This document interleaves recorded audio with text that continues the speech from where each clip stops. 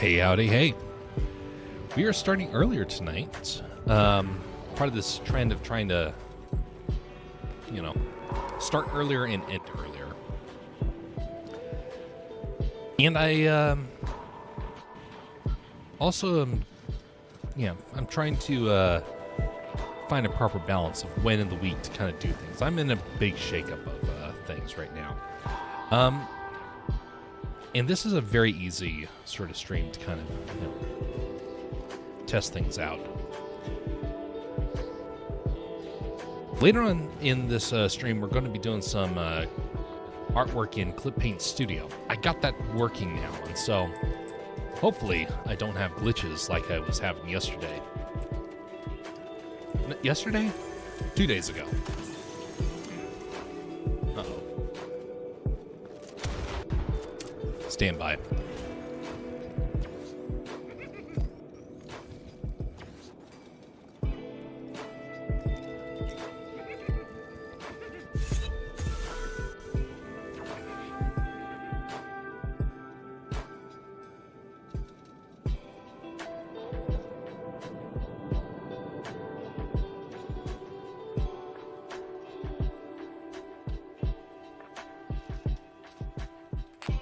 Okay, let's try and get that thing working now.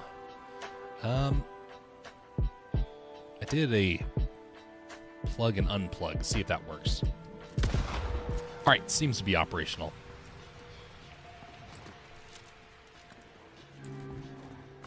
But anyway, so we're going to be trying some work in Clip Paint Studio tonight. Clip Paint has become my favorite drawing and animation software, at least in terms of 2D. And been getting some good progress with trying to get this new PC up and operational. Transferring the license was not as hard as I thought, but as I kind of expected it to be. But instead, I encountered a new problem. I downloaded the wrong copy of Clip Paint. So it's not like other software. You download the one that you purchased. And as such, if you got the wrong one, it will start to glitch out and you will have to worry about some other nonsense.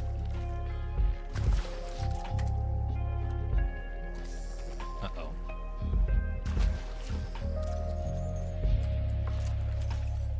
Come back here.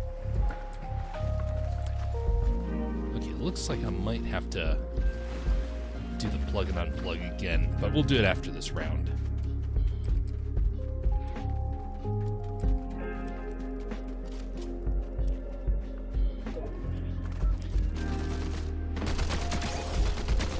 That sound. Okay, deactivate, reactivate. Wonderful. Seems to be happening more often as of late. I tried the tactic of swapping the card around.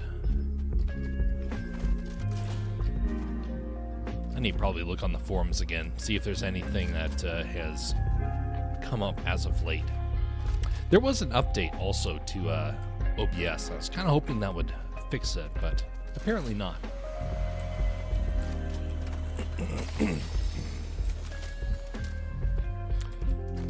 All right.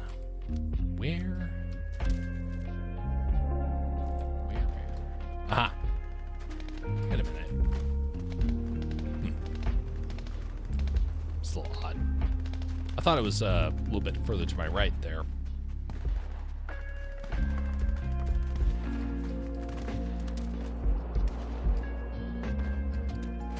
Gotta love how barbed wire in games doesn't really do damage.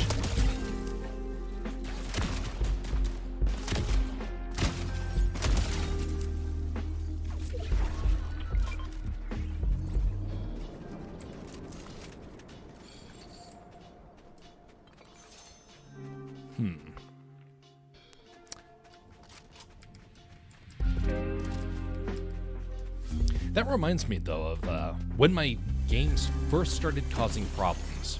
It was back in 2003, I want to say. It was the day that Fortnite stopped working, at least for a time.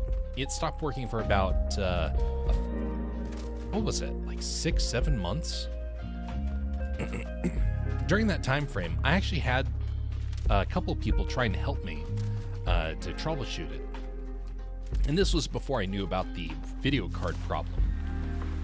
And so what happened was during one of these streams, this, I believe it was about 4 hours that we ended up troubleshooting. The game was just solely troubleshooting, and it was the only way I could really show people that were trying to help me what was going on. And so that was probably one of the driest streams, but it also documented the whole process so people knew, like, hey, this is a legit problem. Of course, I shared that video with Epic, and they couldn't care less. So it is nice to finally have it working, but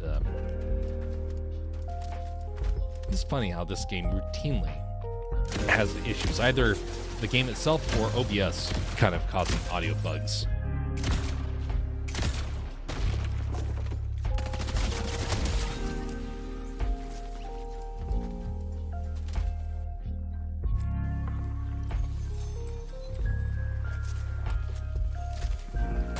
Uh-oh.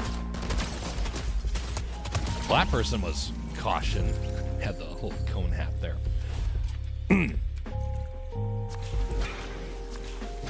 Whenever I see one of those cones, I think about the video player DLC. I wonder why they chose a cone as their logo.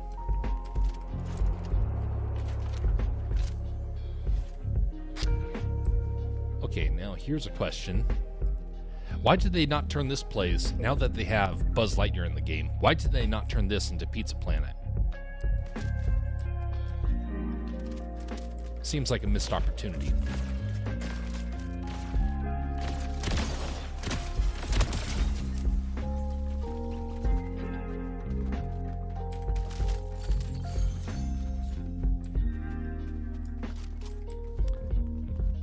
A lot of progress here.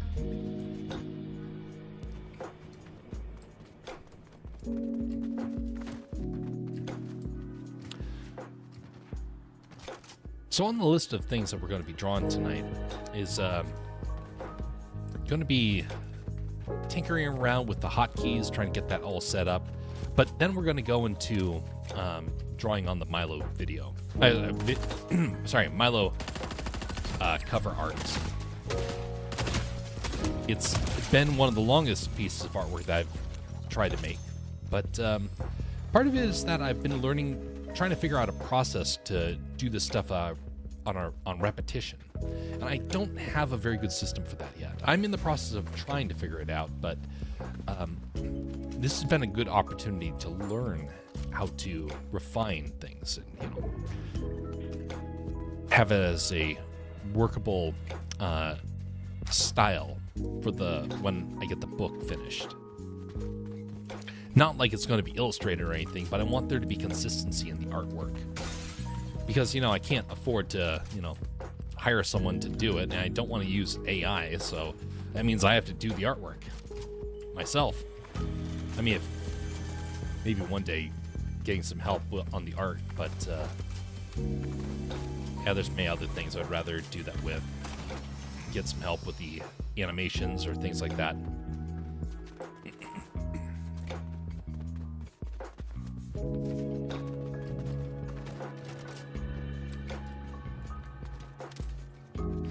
I've had a couple of people reach out in the past trying to figure out how to help out with some projects. And I always feel awful when that happens because I can never really do what people are kind of want or what they're looking for. I've known people where they are doing where they have commissions that you can be able to put in for. But I don't make anything doing this, and so when people are like, "Oh well, can I get hired?" And I'm like, "Well, not really. I don't make any income with this stuff," and so it kind of becomes a little foolish for me to try and pull that off.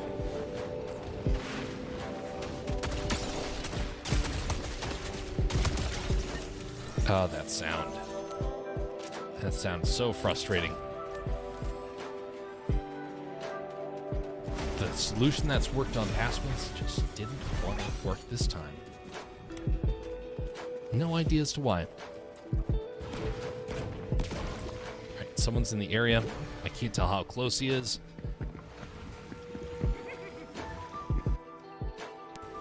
There he is. Oh, golly.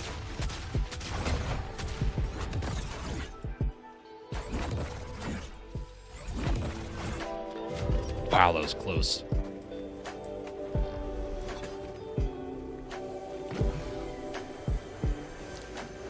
See, if I could have heard him coming, I would have been in the clear. Ooh, another one.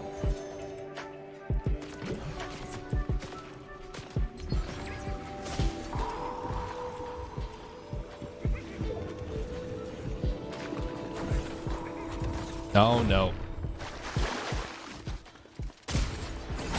Take that, snake.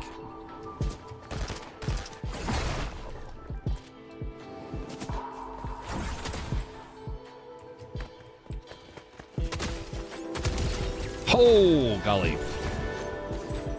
That should not have, that should not have worked. If he just stayed there, if he just stayed put, he would have got me.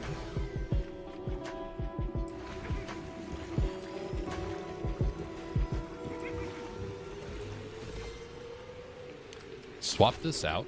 There we go. Got a few more charges on that. And tally-ho, away we go.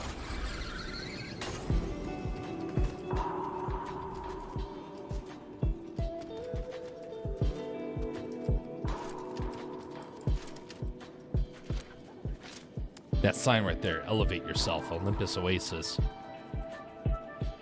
That's something we don't have up here in Alaska. We don't have billboards, and I'm very grateful for it. I went down to the lower 48 and was driving around, and oh my goodness, I hate billboards. They are so utterly obnoxious.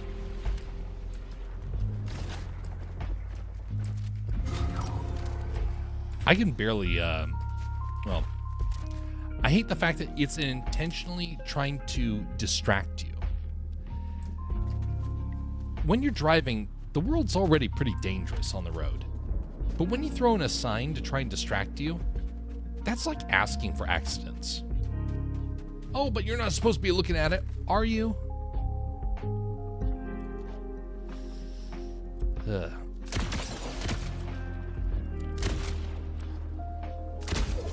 A pharmacist? Just the pharmacist. Oh, well, wonderful. Okay. That went pretty well, despite, you know, having the audio problems again.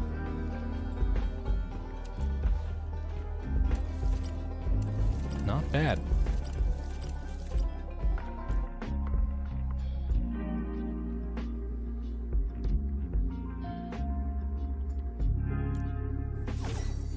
Okay, gonna try and swap that cable once again.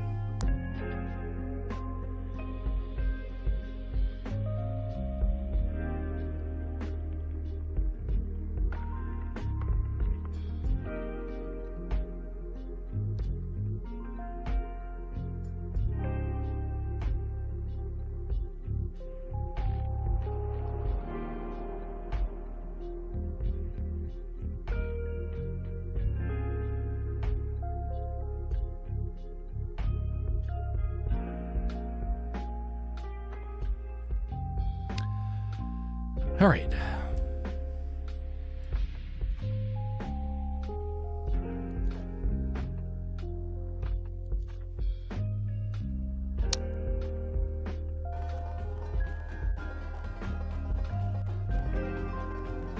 It has that static, which means it's probably good. If only I knew what that meant. Why is it the static is the indicator of when it's working?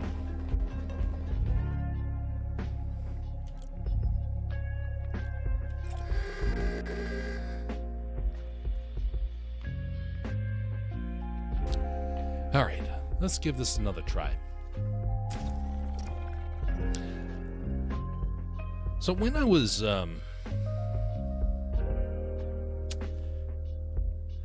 when there was that initial problem that took place years ago, I believe it was I think it was Aaron Fever. He was the one who was helping me out to try and fix that problem. And I just remembered him getting befuddled as he was looking at it. I was like, why is that the case? How is this happening? It's like, good, it's not just me that's, confused.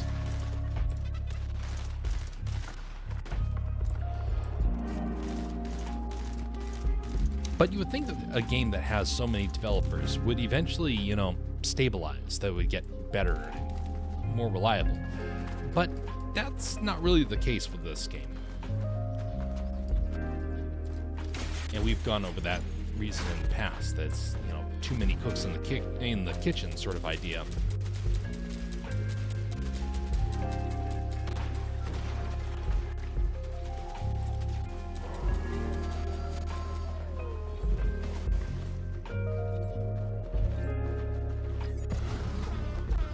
I'm the bus driver. Whoop-de-doo. Driver bails.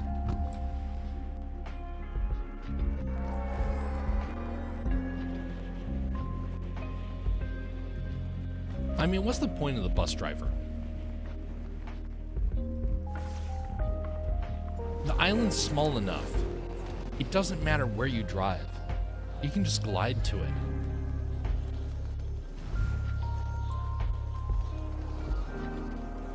I mean, if the island was bigger and steering actually impacted the game, then yes, that would be a very interesting thing to have. But it doesn't impact anything. Not really.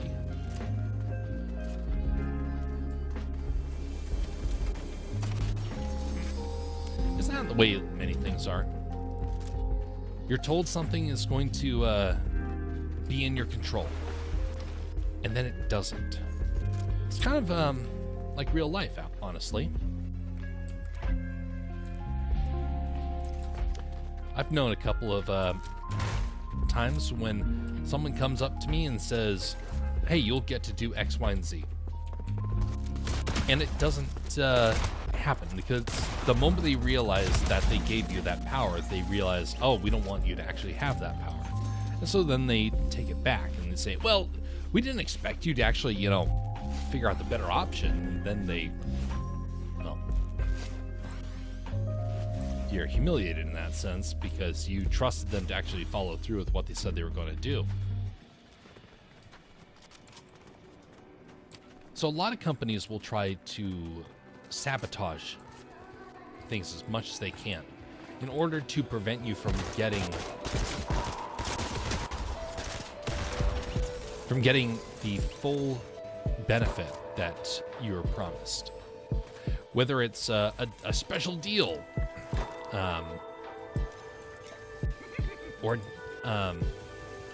or reward system, or discounts, anything. They will try and find any way to get rid of responsibility and take it from you. When I was working at, I used to work at a Target, and this became an issue, and so, but it wasn't just from big company. It was also from customers trying to exploit. And there's one customer who came up and said, hey, I found this guitar that is on sale for, I think it was 20% off. But the price of the guitar was very, very low. It was less than $100 for what the person said was a big fancy guitar. But if you looked at the guitar, it was actually a toy guitar, like a kid's practice guitar.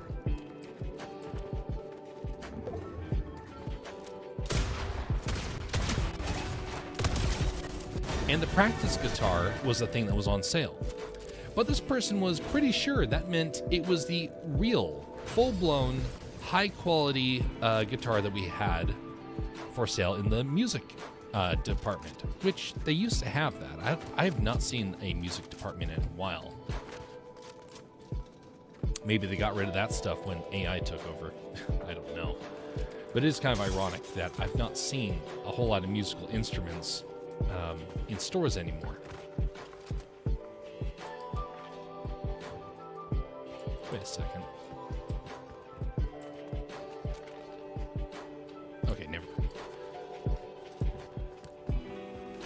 So this person then proceeded to go forth and lie that I had said that, you know, it was the item, and they walked out with a $1,000 product for $100. So you have to have people that, you know, help to check folks, so you don't get things like that. But then you have the flip side, which is suddenly you don't want anybody to reap a benefit. You want everything to be a trick, just because you have a couple of people that exploit you. Disney was notorious for that. They would say, oh, yeah, sure, we gave you this discount, but you can only use it every third Friday of the month, only in the spring, not the fall or the winter or even the summer. Say, well, what's the point of the discount if it's only available then? Well, we're hoping you don't come back to use that discount. And we, as the employees, received a discount book, a coupon book. And it was the equivalent, I believe they said, of $300 worth of free items or discounts or whatnot. It was our Christmas gift from the company. But it was given earlier in the year, so we could be able to use it. Well, lo and behold, out of all the coupons that were in there, which I believe in total it was like 30 coupons. It's a pretty big booklet. I was only able to use 4 of them. I got out of that booklet the equivalence of about a $20 bill. The reason being was that they had blackout weeks where you couldn't use it at all. And lo and behold, the only times you had off at the company were the times that they would say you can't use it. Kind of interesting how that happens. So yes, you got to be careful, because you can go to either extreme. And honestly, there's nothing wrong with being charitable. Although some companies would say that it is, you know, a company is for profit. And in doing so, they end up just, you know, taking advantage of everybody, and they don't really care one way or the other.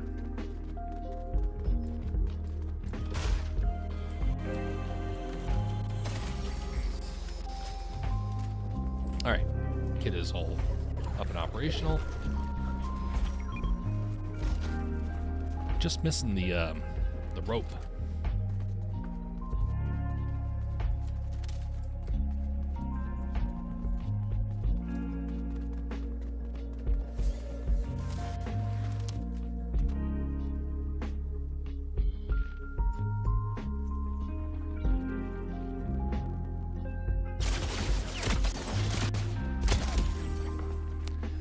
That crazy wabbit. That guy was actually really good at his accuracy. He's probably really... Oh! He also had that. He bothered to try and shoot me from a distance, then close the distance and use his super overpowered item. Logic. That guy was lacking it. Okay. Wow. How embarrassing. Yoda, you're supposed to be saying that, not me.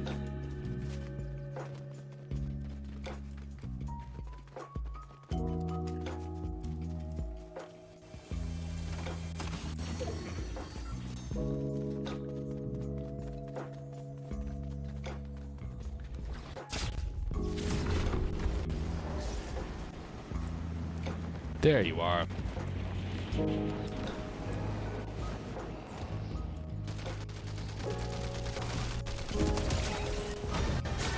Oh.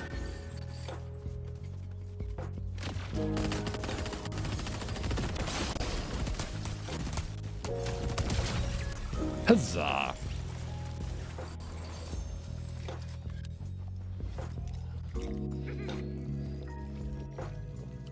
Man, that guy was so nice to give me his ice gauntlets. He willed it to me.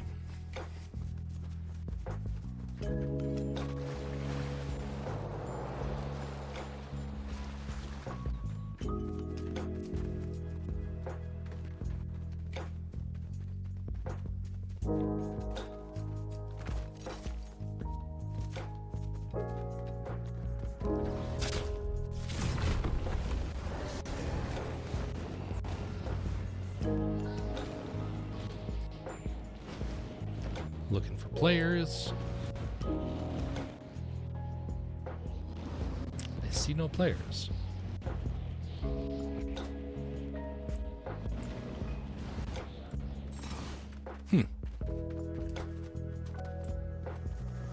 Time to go searching again.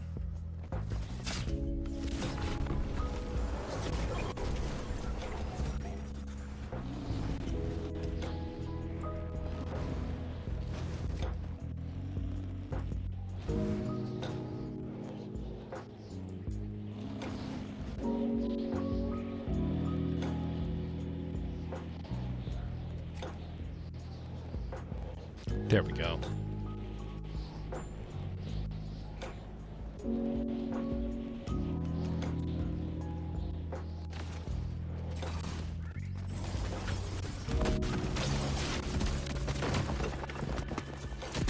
Marty McFly.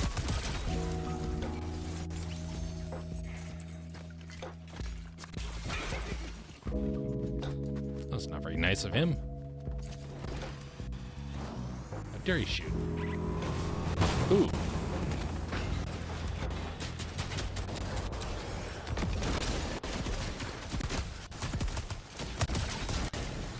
Man, this is pretty good indeed. Wow, destroys cars too. There's your problem.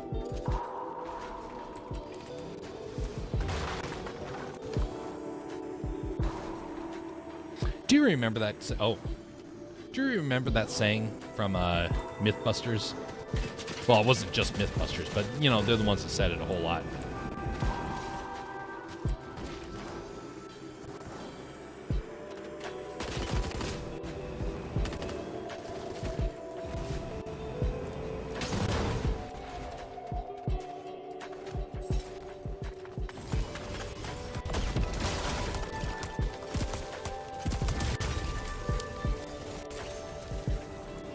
Well, that was frosty.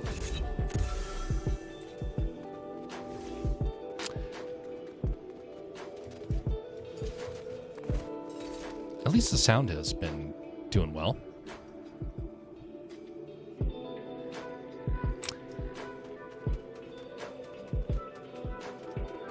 So apparently you have to unplug the cord right now, from what I can tell. Unplug it from the PC, wait a little bit for it to like lose its charge, and then plug it into a new port. Logical. That's what you get for buying the cheaper of the capture cards. In Alaska, cheap means expensive compared to the rest of the country. But it's cheap compared to, you know, the really expensive item. Up here in Alaska, you have the medium range and the high end. You don't usually have the low, medium, or efficient. You have things that are expensive. You have things that are limited. And sure, you could buy something online. Good chance that though what you buy doesn't work. And they're hoping that because you're in Alaska, you know, you won't ask questions. Every time I've bought something from Amazon that is electronic, it doesn't work. Every single time. And I've had to return it. I finally just gave up. And so the only place I buy from is Best Buy, because I can go down to the their store and say, look, the product doesn't work. But usually Best Buy is really good about their products. I know there's a lot of people that complain about it. I do not have a lot of complaints about Best Buy. I mean, I wish they had more items to choose from. But I am glad that they're at least, still embracing the technology and making sure that people have good options.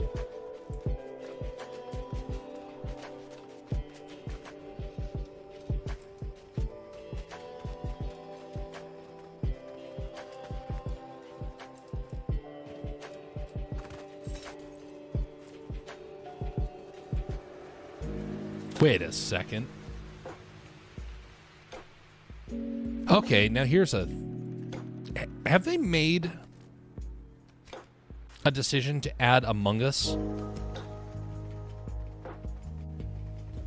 That feels like an Among Us Easter egg. Sus. And then there's that.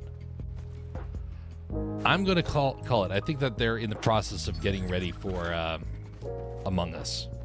If they don't have it already. I don't think I've seen it.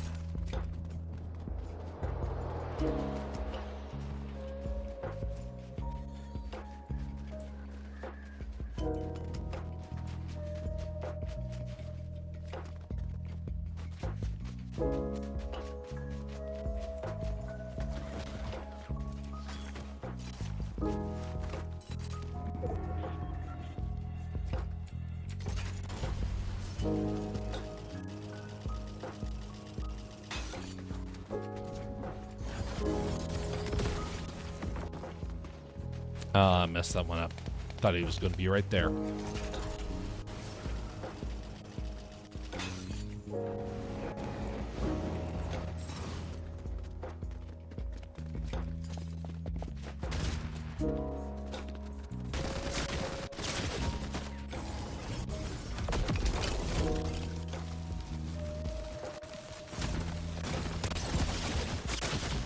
Ouch.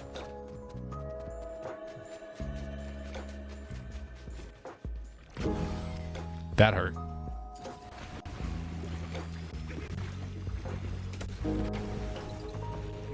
Nothing water can't fix.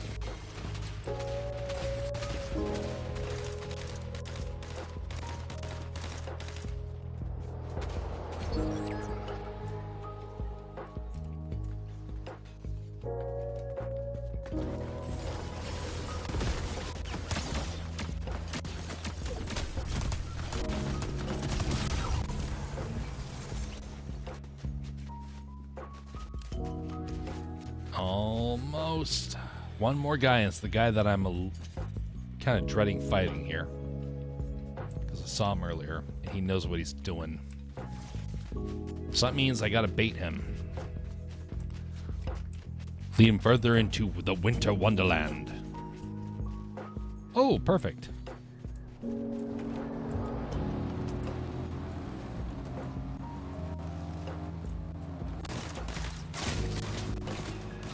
Oh, there you are.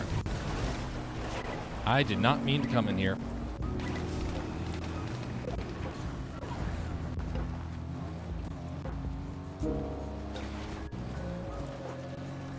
How'd you get over there? Oh. Rope, of course.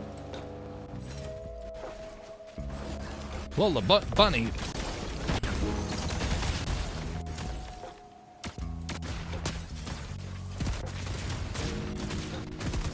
Yes, there we go. Battle banjo.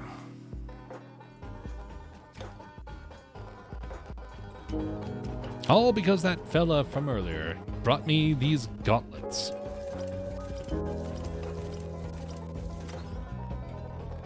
He's so very kind. Level up. 10% of the lobby. Not bad.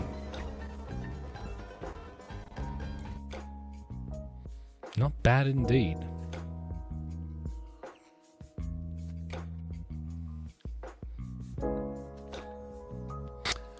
want to hear from you. Do you prefer starting a match by storm surfing or dropping from a battle bus?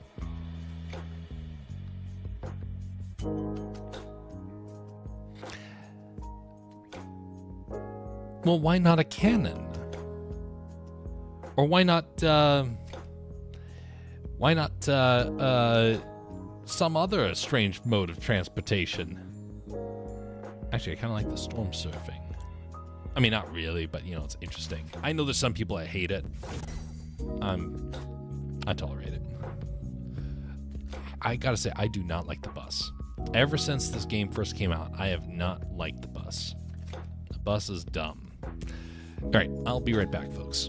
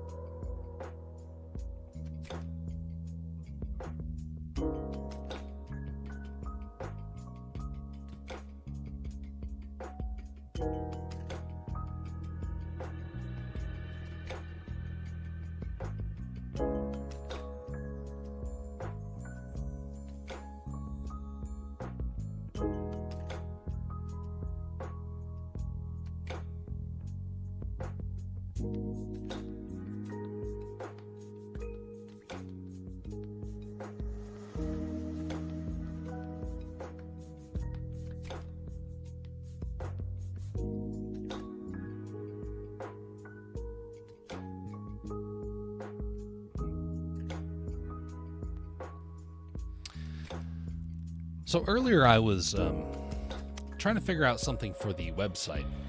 Yeah, I've been coding something that is supposed to be a replacement to the book section. Oh, correction, a replacement to the very clunky code that currently exists there. It's a surprisingly difficult section to work out.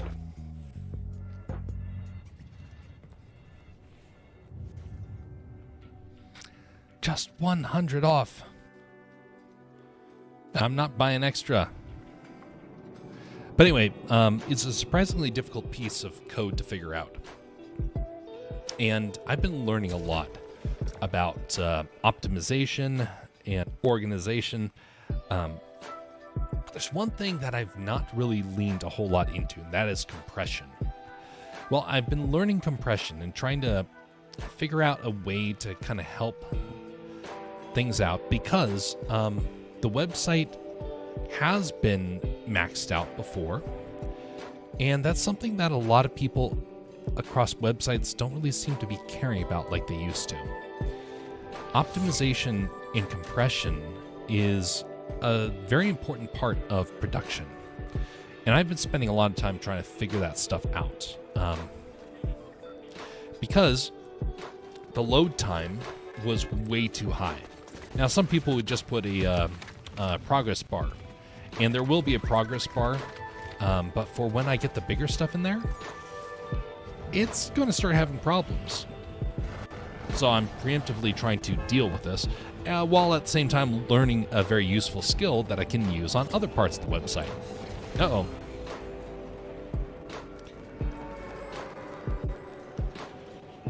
So hopefully that system doesn't take much longer to create, but the concept is indeed there.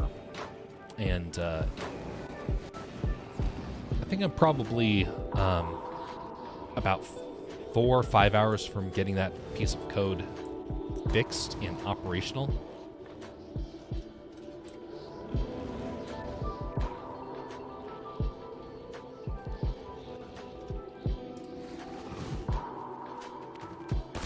Oh, nope. I thought there was going to be a weapon right over there. Oh, there it is. It was behind there. Oof.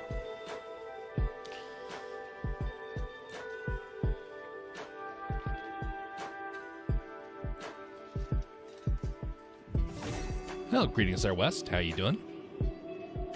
All right, how's it going? It's going fine and dandy. I got my audio problems figured out early on.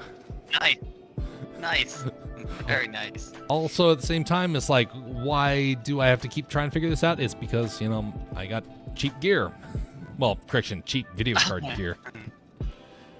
Yeah.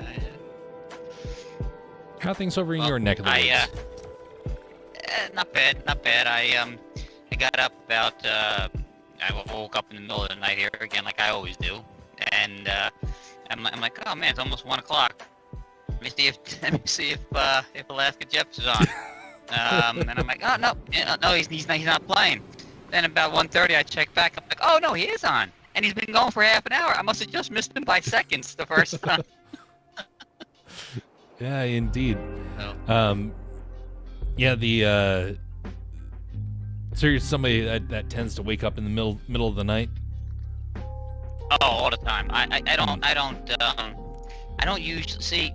I've been complaining to the doctor for years now about my sleeping, and they give me.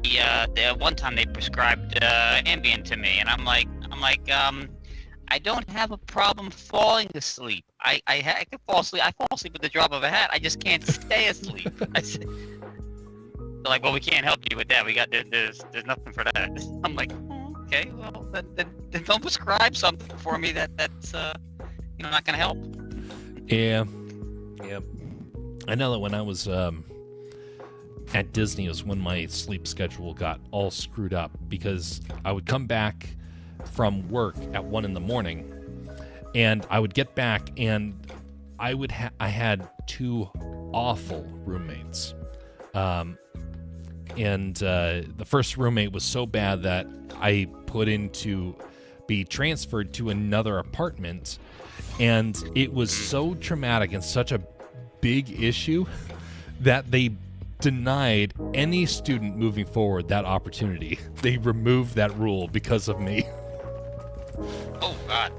But it was like, wow. It was just that bad of a situation. And so then the next roommate wasn't much better. He was easier to be around, but it was still difficult. So I would get back at 1 from my shift, and then I would just stay up until 4 in the morning, 5 in the morning, because I did not want to have to be in that apartment.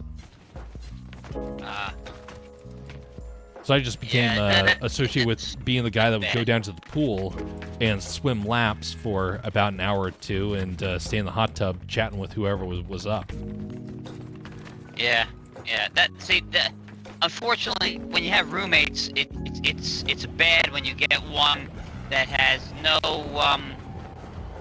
they live in the area, they live in the abode with the belief that they're the only ones that live there. Yeah. If you get my meaning, yeah. Oh yeah, the first one was just like that. Second one kind of viewed me like some sort of second parent or something like that, which was that guy was messed up. But yeah, that first one, I was at least glad to finally get away from him. Yeah, and that's like I said.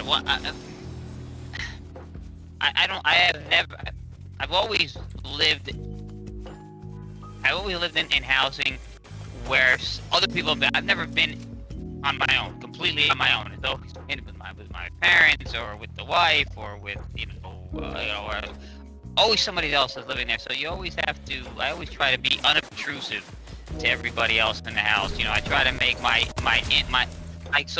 so-called housing footprint as small as possible, and to be as disturbing as possible.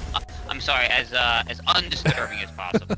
It's just, oh yeah, of course. Yeah. No, I understand that idea of being as kind of as accommodating as you can be, but yet so many people just don't seem to understand how important that is. Yep. I won't go into the situation of what happened, but with that first roommate, it was to the point of where I literally could not be in the same room as him.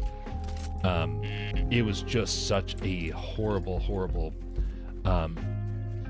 presence that he had, and it was all over the place. There's multiple things that were just wrong with him, and he was asked, why are you so like determined to kind of stay with this sort of behavior or these actions or this way of living? And he was like, it shouldn't be imposing upon anybody, but it'd be things like making sure that there's so much junk in the apartment that you literally couldn't get to your bed, things like that. Yep. It'd be all sorts of parties that would take place, like you can't sleep. How do you do with this weapon? I do well, thank you. Okay, I don't do well with that with that weapon. It fires too slow for me, and it's got a scope, and I'm a close range kind of guy, and every time I get in close and I go to aim, it brings the scope up, and now I can't see nothing. Yeah. You know, I do decent with scopes. Cool. I say decent, and then I can't hit this guy. Wow, he's far. See, now there's two of us standing there, and I'm the one taking the shot. It happens to me every time. Every time. Like, come on, man. You're just a magnet. I could be in a party with a whole squad. There'd be four of us. There was times when they used to allow 6, and I'm standing there and I'm like, there are 6 of us here. Why am I the only one taking bullets? Yeah. No, there's always seems to be that person that is the unfortunate receiver of fire. I wonder if there's like a psychological reason as to why it happens. The phrase comes to mind: of all the Charlie Browns in the world, I'm the Charlie Browniest. It's a classic. Well, there. Oh.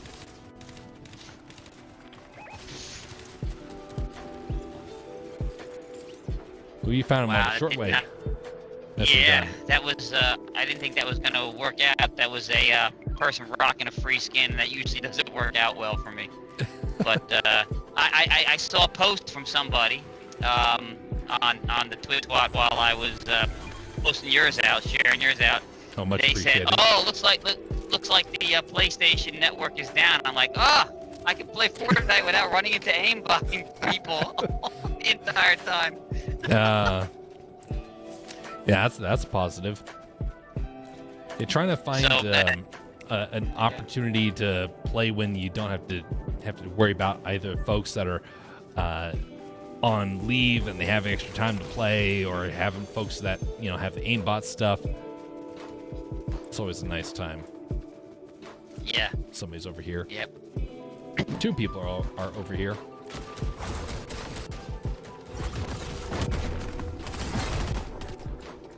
You gotta get the other one out. Oh, they're running. Nope, they're not running. They're standing in the fight. That guy was bouncing up and down quite fast. Yeah. Yep. See, this is nice. Shield. The people are decent enough players. Oh, here, hang on. Too late. Don't wait. I was gonna say, don't waste them. Throw this down. Oh. Yeah. Well, sorry. It's all good. Nah, that happens. It was theirs anyway, it's nice. so nothing lost. I like I enjoy being able to play and not and run into good players that because it's no fun to play a game when there's no risk of losing. In my opinion, thank you. I love these things. But I don't want to play where I have no chance of winning because the people are tilting the playing field. Yeah, that was the. There's a couple of games where I've done where everything just seems far too easy. And then other times, it's like the hardest game in the world. And I was trying to figure out why that was for some games. And it was because my brother and I would be playing together usually. And I found out is because it was whenever the game went free on certain weeks. Then you had all the new players that were super easy to defeat. Yeah. It's like, that's what's going on. I mean, I've said this before, that it can be fun after you've played a game for a while, as long as it's against the computer and not other players. You don't ever want to do this when you're playing other players, but you've played a game for a while. Like I play Hearts of Iron or Civilization, and then you turn on like godlike mode, you know, and I'm playing Hearts of Iron in 1936. I've got intercontinental ballistic missiles tipped with nuclear warheads. I'm like, this is crazy. But it can be fun to play that way. And I mean, I'm like, listen, I got no way to fear. I'm bullying the entire world. It's what the Axis powers wished they had in 1936. But yeah. Oh, there was so my when I was at college. Ooh, nice. When I was at college, I got a chance to play Civilizations. What was it? Civilization 5, I think. And at first, it was challenging, and then I figured out how to, exploit the AI. And so you could play hardest mode, and as long as you knew how the AI was going to respond, there was like an 80-90% chance you'd win. Yeah, it may sound like, oh well, it must be a top secret, super hard to figure out solution, and it was something as simple as if you take two troops and you split them up, it would automatically go for the closest one, and it would leave the bigger force all alone. So it'd be things like that. Yeah. I had games. There was a game for this goes all the way back to the original Nintendo. The NES. There was a game called Genghis Khan, and it was very enjoyable. You had to manage a lot of different facets other than just even war of your territories, and there was a battlefield mode. Once somebody invaded your territory or that you invaded theirs, there was battles, and you had different units on the field. Now,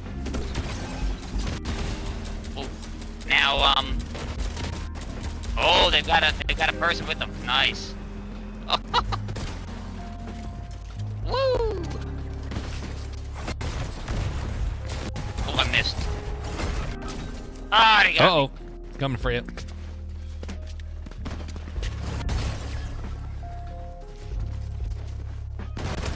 There we go. Coming for you. Nice.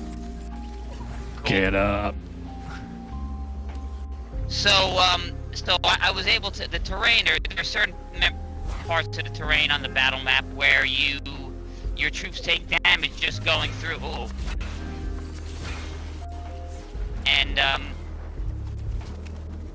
so I would and the computer was never great about moving their troops around the board. They were very direct. They would go directly at you. So I would maneuver my troops to force their units to go through these terrains that gave them attrition. And I would wear them down to. So if they attack me and I'm like I can't win this, I would play the rope-a-dope game with them, and they would whittle their forces all the way down to almost nothing. Then I would attack, and I'm like, this is not fair. This is cheating. It should not be allowed in the game. No commander is this stupid.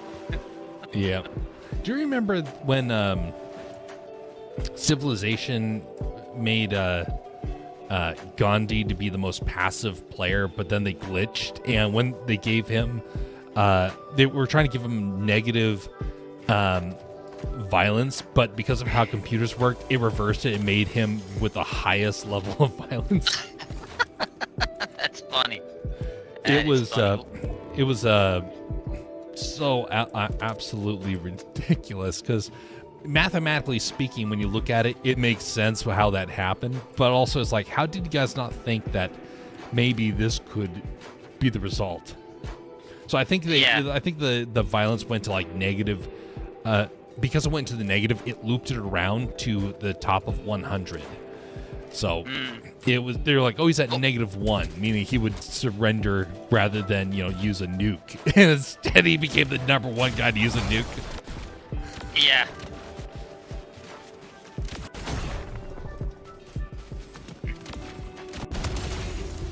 Nice. Wow, they got a lot of good gear. There's a lot of golden items out right now. Yeah, you know what? I've encountered several people this game, and I'm like, today, and I'm saying to myself, good lord, I eliminated them, and I'm like, you had all these amazing weapons. If you would have just used this one, you would have destroyed me. What were you doing? Oh, car. Yep. Well, last round I got the ice gloves, and this player he used just the regular gloves to move himself forward, just so he could start shooting at me, and his rifle turned out to be a white one. And he had the ice gloves with him. I was like, why did you not use those? Because he was a good shot too. So it's understandable why he used that, because he was a very good shot. But at the same time, it's like you had the secret. You had the ability to end it, and you chose not to. And so then I got to win the game with that. Yeah.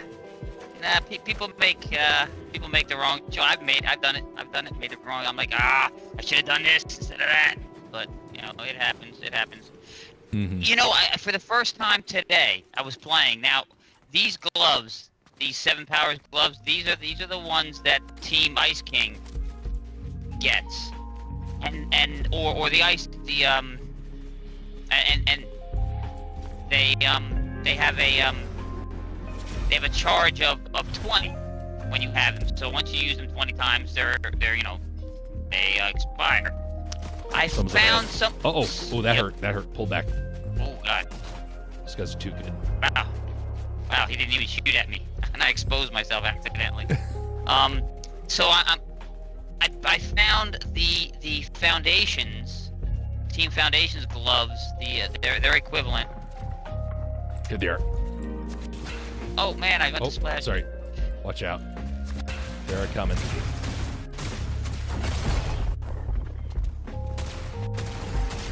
Oh, I missed them. Damn it. I got a good hit on him. He escaped. I lost him. Yeah, I lost him. He went up they're the behind top. us. Yep.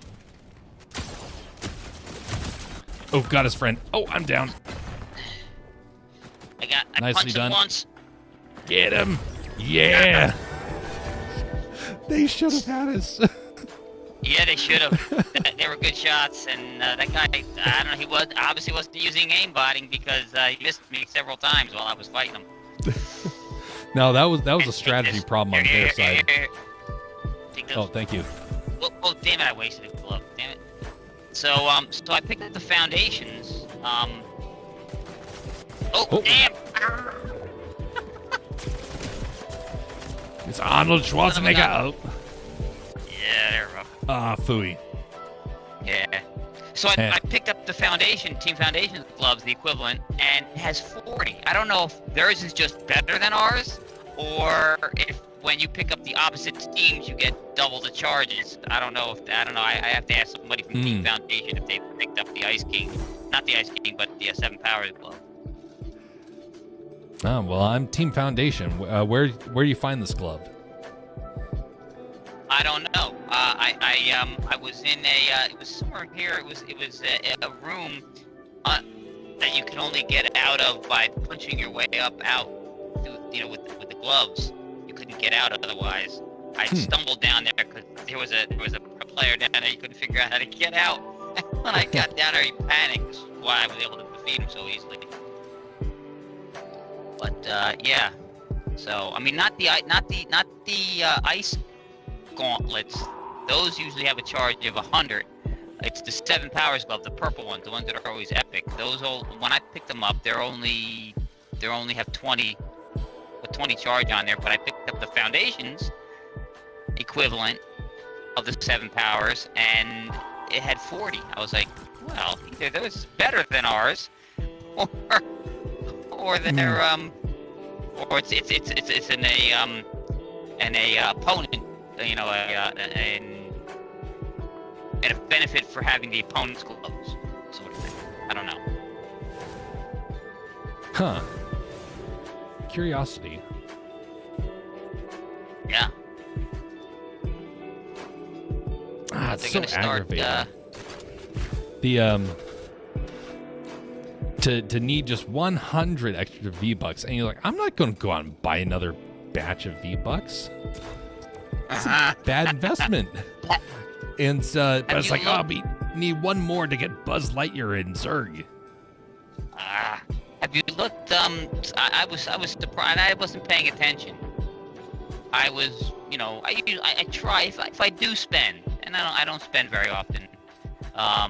Which is why I have so many less skins than the people I play with all the time.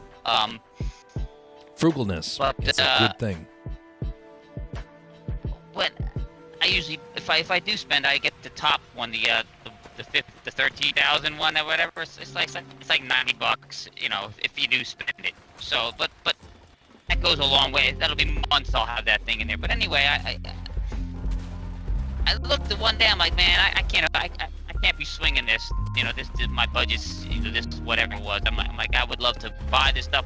A bunch of stuff came into the store, and I'm like, I can't. Mm-hmm. And I'm like, well, maybe I'll just do the $8 one, the $9 one, and I can buy this one thing I really want. And I look, and I'm like, hey, I got credit for like $200. I'm like, how you earn credit when you know when you spend, especially I guess the higher tier ones. So I got like a whole bunch of credits for nothing. Well, basically for nothing. Nice. Yeah, there was a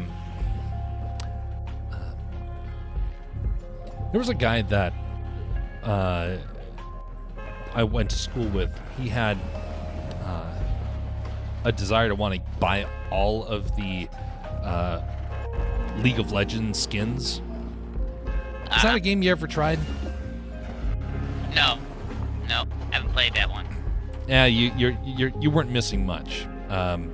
It was an incredibly fun game, but man, was it toxic.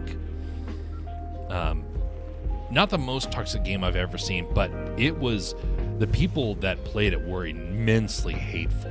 Like, not doing the ribbing, joking. These people like legitimately hated your guts if you messed up. And so whenever they said they were going to, that you were dead to them, it literally meant that they would cut off all ties to you. They would refuse to speak to you. Didn't matter how long you were friends, it was over. And that was the world of League of Legends. Well, so one of these guys went out to buy all the skins that he could because he thought that it was a good investment. It was kind of like crypto mining for him. And someone did a calculation of how much he had spent, and it was a staggering amount. We're talking thousands upon thousands of dollars. Someone calculated out all the skins that he had purchased up until that point, which was not even half of what they have now. And he had purchased the equivalent of a semester of college. Oh. Yeah. Wow. So then he was kind of curious why I wasn't buying skins, because I never bought a single skin. All I did was go with the free ones that you would get. Yeah. Well, as of 2 years ago, I think there was a skin that was on sale for the equivalent of a PlayStation 5. Oh, wow. That was just one skin. Well, damn. I'm like, why would you ever get more than one if that was the case? Absolute madness. Just think of how many That's- other games they could have bought with that amount of money, just to have a little bit of a bragging right.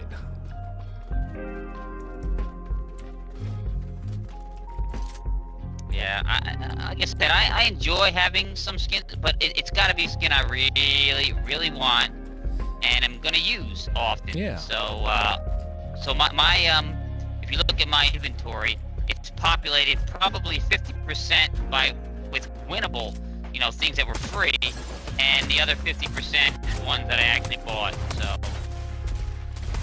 Yeah, I mean, technically, if you grind for it, isn't that more of a bragging right than if you just went out and bought it? Yeah, probably.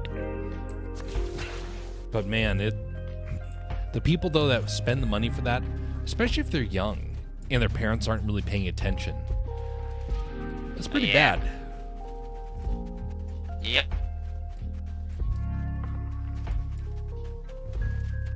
I mean, I bought the Avatar Battle Pass because I'm like, I really like the set of skins that they have, and if it was Buzz Lightyear in the Battle Pass right now, I'd be going for that. I almost got it just for Bugs Bunny, but I passed on that because I'm like, I wanted to save for another one, and then lo and behold, if I had saved on like an emote in the past, I could have bought Buzz. Yep. So, oh, damn it. Not a problem. Didn't mean to shoot that. Just gotta wait for there to be another deal. Yep. And that's the other thing, is that some people are super impatient. They have to have it right now. I'm like, if it's meant to be, it will happen again in the future. Well, companies prey on that. That's why they do the if you don't get it now, it's going to be going away kind of thing. It's your only chance. Kind of. That's the whole reason why I think that they put the skins out and then they say, leaving today. I know people like to, listen, I get it. I look at it differently. They do that. It's this skin is leaving today, or this emote is leaving today. It's to get people to go, oh my god, I gotta get it before it goes away. I look at it this way. I use that system so that I'm like, well, I'm really thinking about this skin, but I'm not. I don't know. So I watch it until it does say leaving. Then I have to make the decision. Whether I get it. I'm not panicked by it leaving today. That to me just says, well, this is where I have to make the decision whether I'm going to get it or not. And I usually go, oh, I'll just let it go. Just let it go. It'll be back. Back. And the FOMO is not a good business strategy, because as quickly as people get FOMO, they'll also lose it. And do you want to be the one that people have bad memories of, oh, they exploited me? Or do you want to have the good memories of people like, hey, I got a deal through this company. I love them. They're great. Yeah.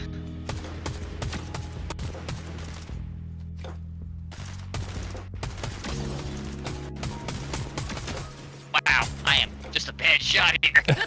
God. Woo. And they're a good shot. Oh, they are a very good shot. Oh. Yeah, no, they are a very, very good shot. They were. Oh, what the heck? Grabbed the wrong item. Oh, okay. I forgot to shift. I thought I had the gloves. I was like, why am I not shooting towards them? Nope, I was detecting. I think the PlayStation Network must be back online, because I was detecting sketchiness of the accuracy there. Yeah. So. Oh, what was the game that is doing that, where they're going to start making people have good machines play worse, so they feel like it's more balanced for the mobile players? What was that?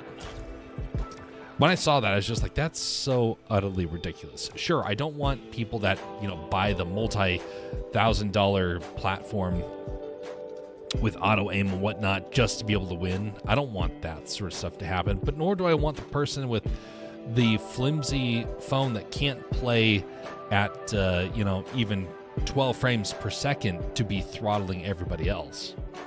Well, yeah. Well, Take a happy see, medium. The solution to that is, and they can do it. They've got to be able to do it. Is to make it so that you can't log into the game if your console. It's always the consoles, not the PCs.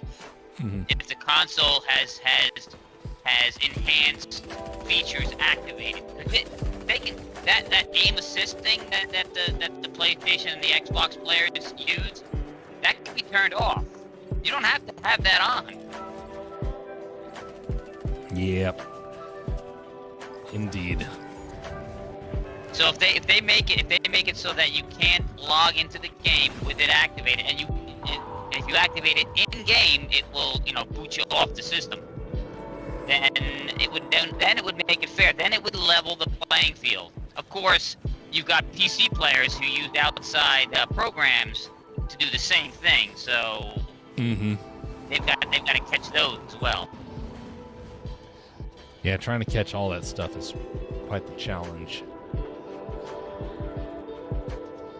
Earlier today, I did see that there was one of the big problems that I can't stand about the anti-cheat systems is that they all require a very infiltrative sort of technology to scour your PC for possible hacks that you're using.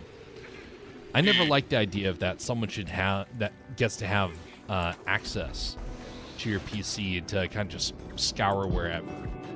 And especially if you're working on projects that's like, if this stuff leaks out, you lose hundreds or thousands of dollars. Like, let's say you're working on prototyping an invention. Someone can use that technically to get a hold of your plans and, steal them. Very, very easy to do that sort of stuff. Yeah. Well, not only that. Well, you could lose your job. If you're working at a company that you're developing something for and it leaks out, they're going to blame you, not the company that stole it. Yep. Oh, believe me, there was a guy that I knew. He was designing stuff for a very powerful government organization. And he was it was something where when people would come by, he would have to close his door, change out, make sure that his screen was either muted or that he had like these protective areas put over USB ports to keep people from hacking it, because it was that sensitive of a government project. I don't know what he was doing, but I'm guessing it's probably missiles or something.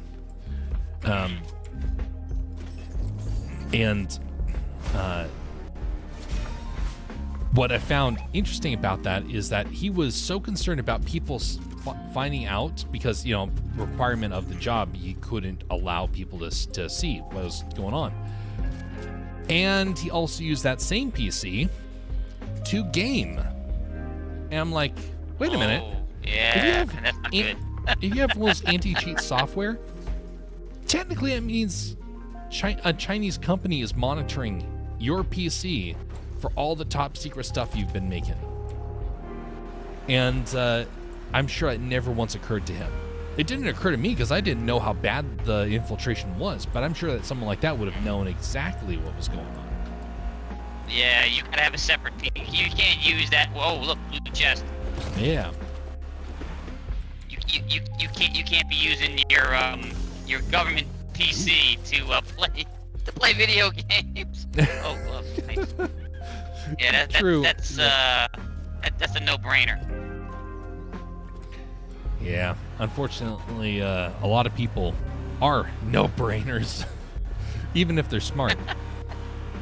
Yeah. Well, I say this all the time, and it could be because their brain is preoccupied with all the smart stuff they're doing. They have to do. Smart people are some of the dumbest people. It's like that quote from iRobot that Will Smith said to the lady that he was co-starring with. Forget her character's name. He's like, you are the dumbest smart person I've ever met. Oh, I saw that movie for the first time during this winter, and Really? Wow. it was makes you hate the AI all the more. Yeah. No, it's a good movie though. It is a good movie. Although it has a hopeful message at the end. So. Yeah, which was a dumb thing. Is like they like every story about AI is that they say, oh, well, we got to navigate this new world together, and like, no, just destroy the AI and be done with it. Oh shit! Thank you. Yep. I was in the middle. I had to reload. I was like, damn it! I forgot to reload the weapon. Nicely done. So you gotta One of my freak favorite out moves. the players by activating the siren, and then they don't know what to do. Well, it's my favorite move is to roll up in a vehicle with the gloves on, punch them twice, and then when they land, finish them off with a rifle or shotgun. Unfortunately, the rifle that I was using wasn't loaded.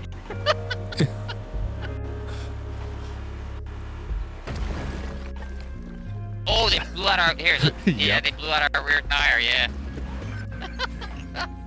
Well, problem solved. Is there anything here? Oh, this place is looted. It looks like. Yeah, because this guy was Looted. here. Yeah. Well, if we spend the money that we won. Oh yeah, there is this over there. So does gold no longer stay with your character after you go back to the lobby? Yeah. Yep. It used to be that you accumulated gold and it went from game to game and match to match. So I actually wouldn't buy anything until I got the mag. You can only hold 5,000 if you remember. So I would always carry 5,000 over, so that every game I started with 5,000. I mean, this is awesome. This way I can buy stuff right away. Well, they stopped that. I'm like, come on. Yeah. Yeah, I never buy stuff, and so I keep looking at my gold and like, why can't I afford anything? Oh, it's because I never collect it, because I always had so much it never mattered. Yep. So now I just spend it as I get it. I mean, I just adjusted my gameplay, but I like it better when you could amass it. That was, to me, that was a strategy. But I guess people complained. I don't know. It's not my fault that you didn't accumulate your gold and save it. What, players complain? Never. Well, I can't complain about players complaining because I bitch all the time about the game, so.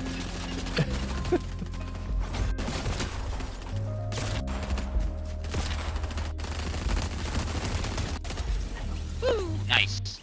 Well done. Nice job getting him while he was flying in the air. Where is he? I Oh, took there a he shot. is. Yeah. Oh, he's a decent shot. I'm down. Yeah, I lost. I can't. Oh. He's right next to me. Oh, damn. Where? I can't. Next to me. Oh, there. Okay. On the far side. All right, revive. Oh, I lost. Yep. I'm gonna drive the van away so that we. Sounds good. There he is. Watch out.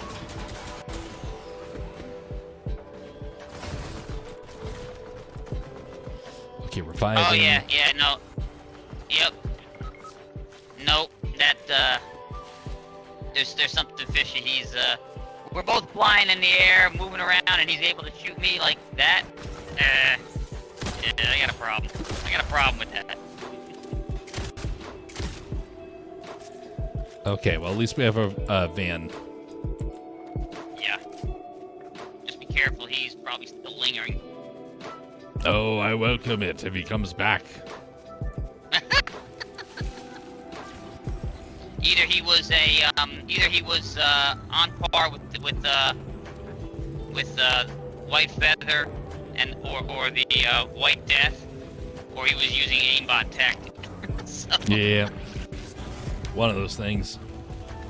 What the? Oh, Ooh, I was like, llama. where'd that sound come from? It's the stupid llama. Yeah, you can ride that thing, man. Yeehaw. Oh, it's him again. Yeehaw. Yeah. Oh, I don't have anything. Oh, it's not him. It's not him. It's someone else. Okay. Let me get a rifle at least. Oh, he got me all the same. Oh, I got it.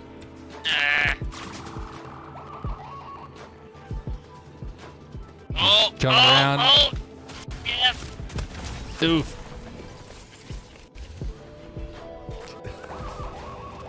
Oh, it's a. Oh, yeah, no. You know, she's in the van. That turkey.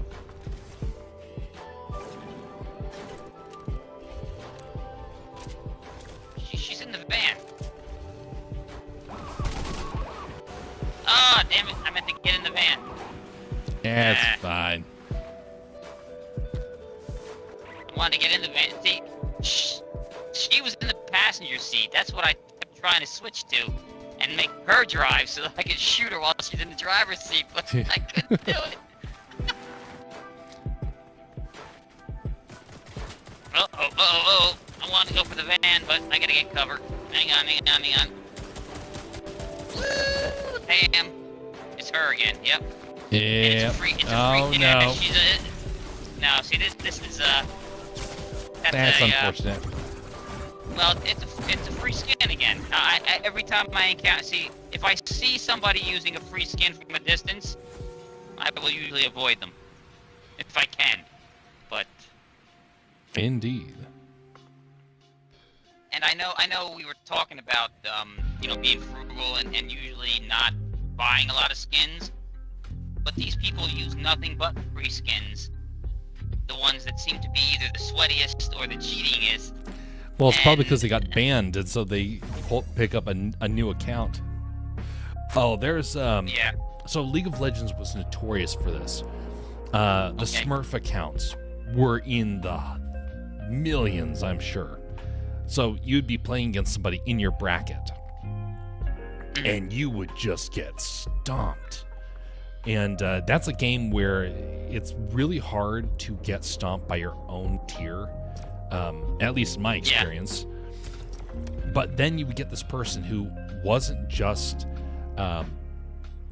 they would play just like you would see them in the esport competitions, and you'd watch the playbacks like, how in tarnation, and then you realize, oh, they're a Smurf, because they probably lost their account or they wanted an easy win, so they got another account. And in order to camouflage it, there were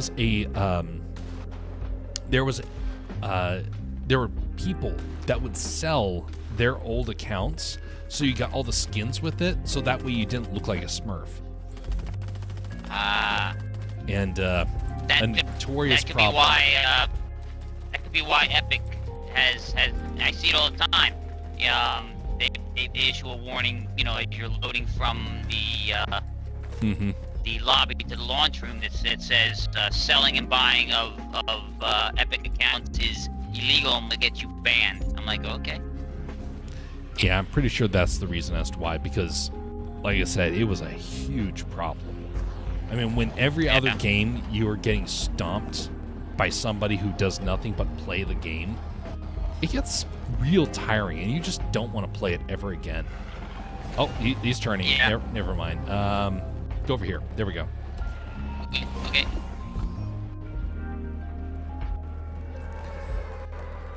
It's not the only time I played a game like that, but it's the one where it was the most annoying to have to deal with. Yeah.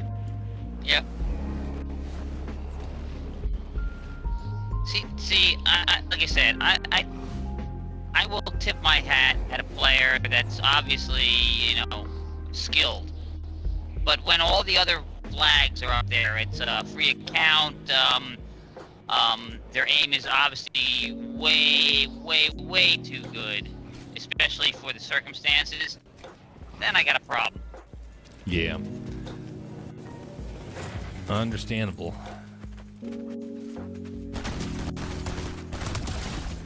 What are you? It's a weird skin. It looked like a sci-fi Wolverine for a moment. Uh-oh. Oh boy. Like clockwork. Another another I got somebody with a Rumble pistol. spammer. I didn't think I could. I didn't think I could beat somebody with a pistol. Oh, nice. Well done.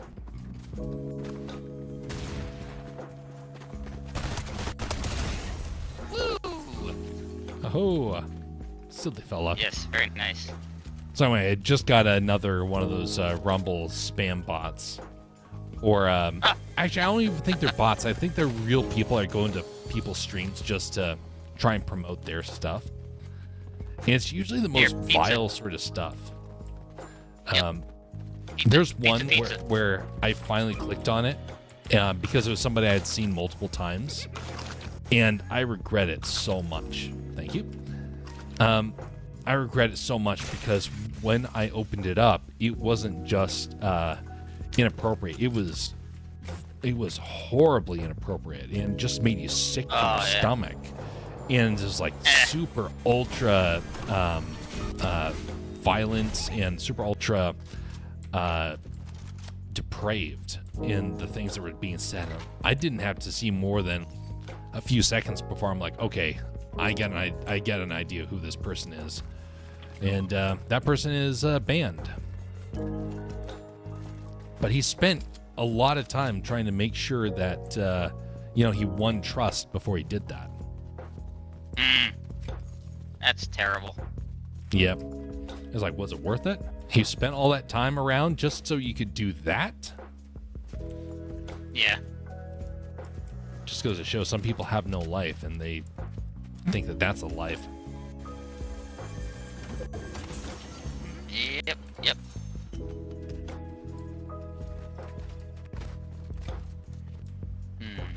Let's see here. Oh. Alrighty. I miss being able to swim. I used to swim all the time when I was in Florida. And moving up to Alaska, it's a little bit harder. Yeah. Well, that's all summer. That's all we did. That's all we did, because I used to go, I used to spend my summers from like the 1977 to about 86 down at a campground all summer, and they had a lake and a swimming area of the lake walled off. So that's all we did. So I spent even before then, when I was like 5 years old, I was already swimming. All my parents' friends, they had pools and stuff. So matter of fact, I learned to swim because my father just picked me up and hauled and threw me in the deep end of the pool, and that's how I learned how to swim. So, we swam all the time, which was what was funny when I finally got to the upper levels of grade school, 6th, 7th, 8th grade. Just before I got to high school level, my mom decided to sign me and my brothers up to swimming lessons at the high school with the new town we moved into, North Brunswick. And I'm like, really? So Careful, we get there and okay. She signs us up, and she signs us up for the highest level that you can join as a new person, a new joiner, which was advanced intermediary. And I'm like, okay, well, at least maybe this will be all right. The first day, the teacher says to us, all right, what I want you to do is, I want you to go underwater, and it was an Olympic-sized pool, and they're like, see how far you can go underwater. And now this is the narrow end, the width side, not the length of the pool, and see how far you can go. So I went underwater, and I went from one side to the other, and then I went back, and then back again, and then back again, and then halfway again. So I did it 3 times. I look around, nobody else has even gone once. I'm like, I'm in the wrong class. I am in the wrong class. Yeah.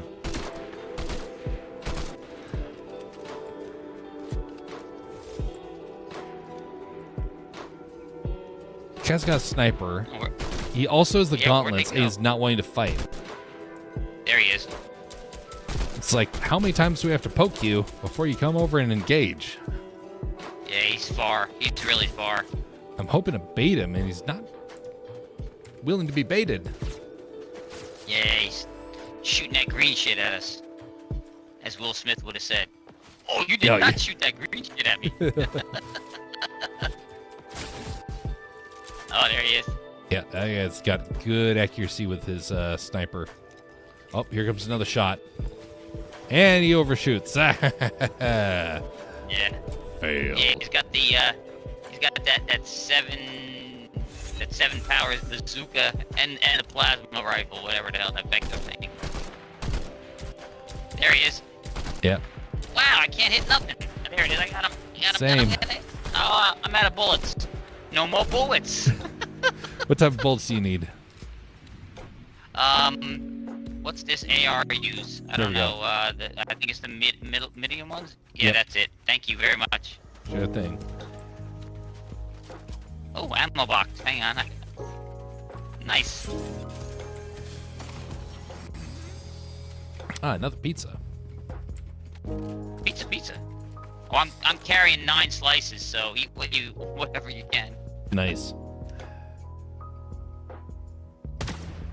Oh, see there? Yep. I got We're just 70 gonna sit here damage. sniping. 75 damage on him. Nice. I was We're for certain We're just gonna with sit his... here. Yeah, there he is. We're gonna sit here sniping at each other from across this gorge, aren't we? Wow. Yep. Thing is that I don't know why they're not taking the bait. I thought for certain that they would be like, oh, we got to close the distance on them. They're like, nope. Well, they might have a lot of pizza like we do. Got another 75 damage on him. I think they're hoping to outlast our ammo. Yeah, they're hoping they're out of sniper shots, so that's something.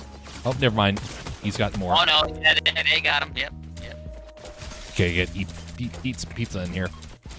I got him again. Nice. Damn it. I'm almost out of ammo again. I got him hanging in his chest over here.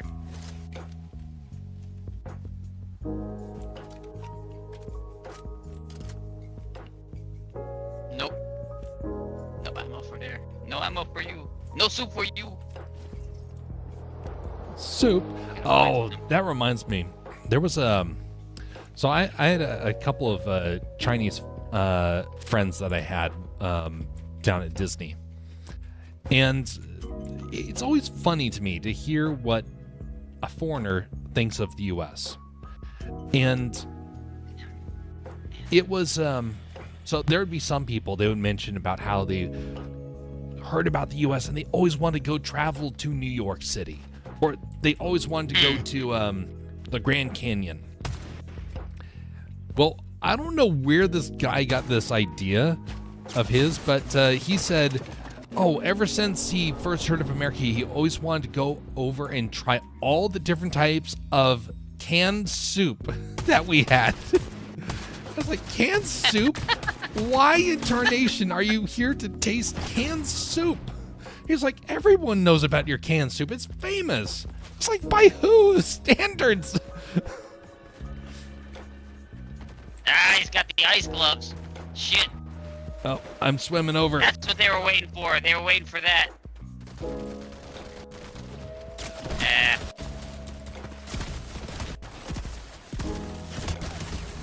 Ah, well, at least got him. Ah, they go down. They wasted themselves against us.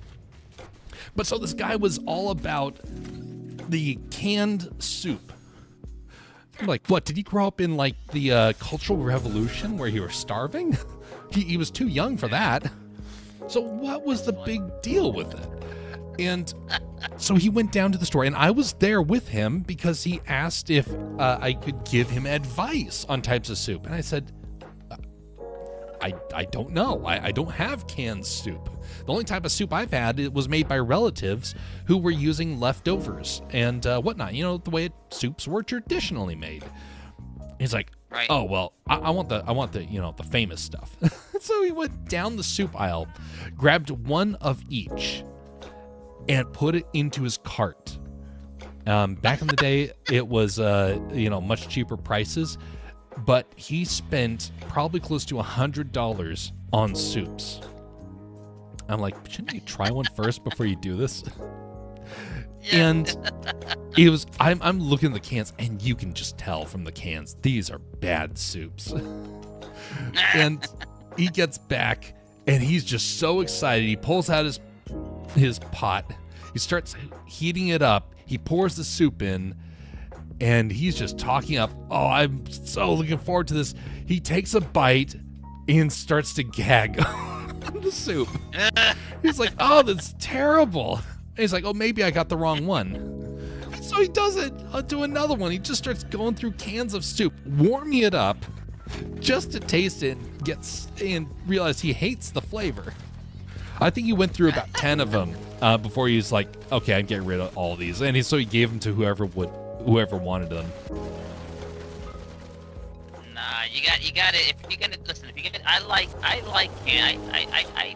eat a lot of canned soup, and you got to go with either Progresso or Chunky, the Campbell's Chunky. They have some really decent ones. Especially there's one that I eat all the time. It's called beef with country vegetables. It's really, really good. And there's one steak and potatoes. They're really good. Yeah, I know there's some out there people really like, but when you're going through and getting every last one of them, including like the cheapest ones that are on the shelf, you're gonna, and you have no taste for it. It's like someone from America that goes over to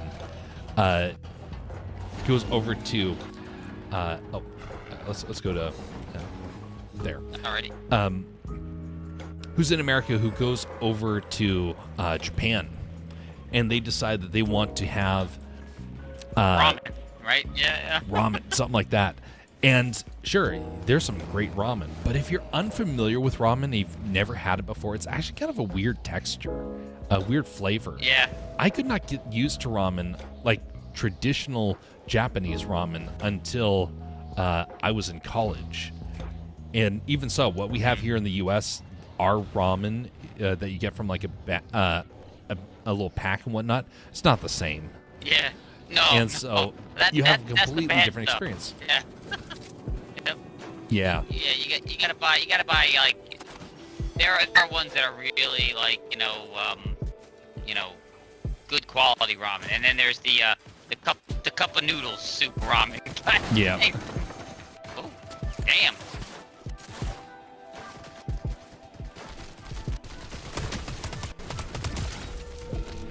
Oh, you got the one.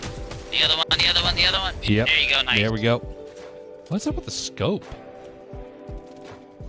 Oh, there we go. The game glitched and gave me both scopes of both the AR and the shotgun over top of one another. I thought I had a new weapon. It's like, what is up with this? It's double magnification. Yeah, I got some shield splash here. Oh, okay. Nice. Oh, somebody's here. Yes, they are. Right. Reloaded. I'm reloaded. Oh, where? Where? Oh, You got him killed already. Ken. Okay. Were they wearing a bunny suit? Yep. Ken has Nice. a bunny suit. It looked like the kid from what's that movie? A Christmas Story. Christmas Story, yeah. You know, I've never seen that film. I was warned by everyone who saw it that's stupid and don't waste your time with it. So I believe them. Oh no, it's one of the greatest. Now the sequel, they made a sequel, and the sequel, nah. The sequel is not as good, but oh, somebody here. Another bunny. Oh, they ran right by me. It must be their buddy. Well, look at that. He goes down. Yeah. You take He did that. go down. I'm gonna go gloves for the for you. ice gloves. I'm gonna go for the ice gloves. All right. It's nearby. I saw the guy. I've got two purple combat assault rifles if you want one. All right, I got a blue one. I should be good for this for this battle with this guy. I got some dynamite to start. Don't shoot them. Don't shoot them. Don't shoot them. Unless you want. Oh, you want them? Okay, you want to I fight want the them. gloves. All right, cool.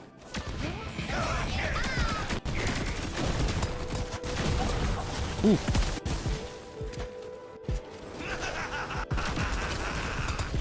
Oh. Dang. I didn't realize how much health I had taken out of me. Yeah. The Ice King is accurate and deadly. Yep. Oh, yep. God. I didn't realize how tough he was. Yeah, Oh, there's like other NPCs. That's why I didn't want to fight them, because the Ice King, they amped up his his deadliness. Well, you know, that just frosts me. Hey, greetings there, Tato. How you doing? But yeah, the problem fighting him is just yeah, you just gotta prepare better. Yeah. No, I've taken him out before, but I think I lucked out. Like I hit him just right or something like that. Yeah.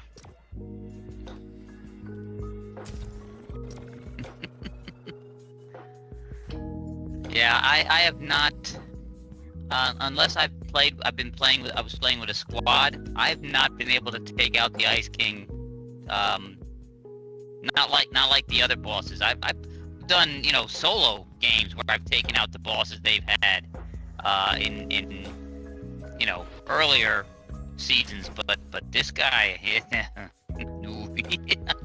yeah.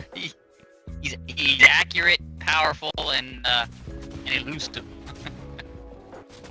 Yep. And that area effect, man, that's way stronger. Yep. Than yeah. I was anticipating there. Well, that's what makes his gloves so good. You shoot that, you jump up, you shoot that area ice freeze thing, and if anybody's in that bubble, they start taking damage,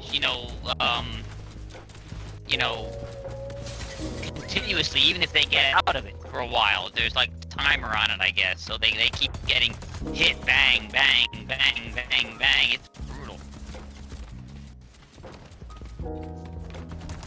What a weird tower.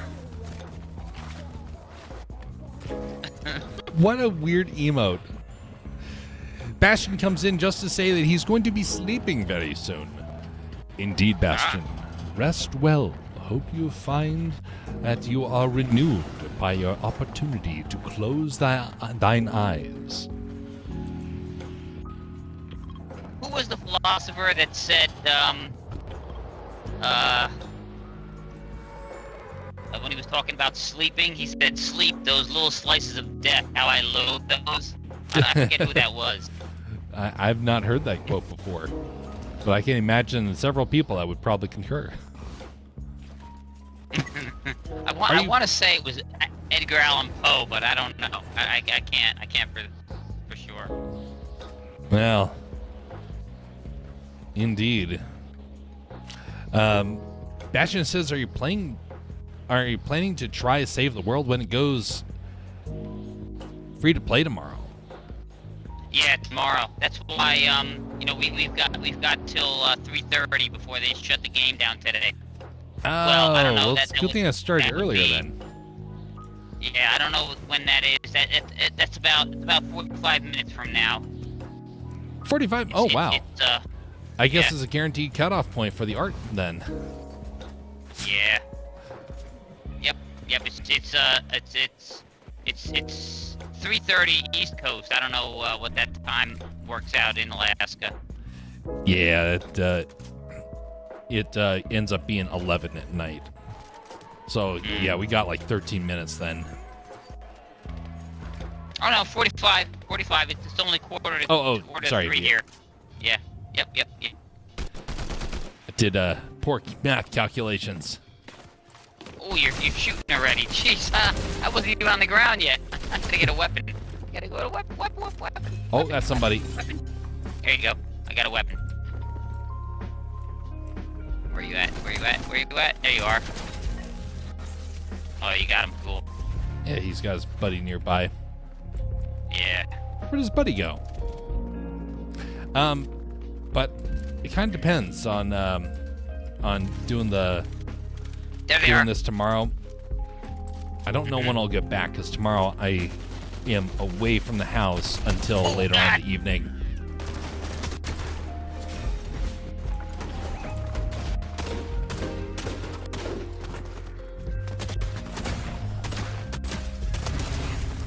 Nice. I know that many people though are going to be doing that. Technically, I don't think I've actually done that at all over the years I've been playing this, so it might be worth giving it a try if it's still up and operational and I get back at a reasonable time. So I guess it's a definite maybe. Yeah, I haven't played the that save the world thing. Oh, were you looking at that rifle? I will take that rifle. Drink up. Okay. Oh yeah. Let me grab that. Oh god, I took a lot more damage than I thought. That was me. I thought there was I thought there was more. I tried to drink 2 of those. Minis. God. Might enjoy the melee weapons. What? Melee weapons are going to be available. Ooh, that sounds promising. Well, you know I do like those sorts of weapons, so that's right up my alley. Say no more. Me too. That is me. Unfortunately, whenever they have a melee weapon in the game, I gravitate to using them almost exclusively, and then when they take them away and I've got to use a rifle again, my aim is so bad for like 3 days. Yep, same here. Same here. Yeah, because I saw the notification about Save the World that it's taking place, but didn't realize what the item set was. It has been a busy last couple of weeks, and my ability to stay on top of things has not been good.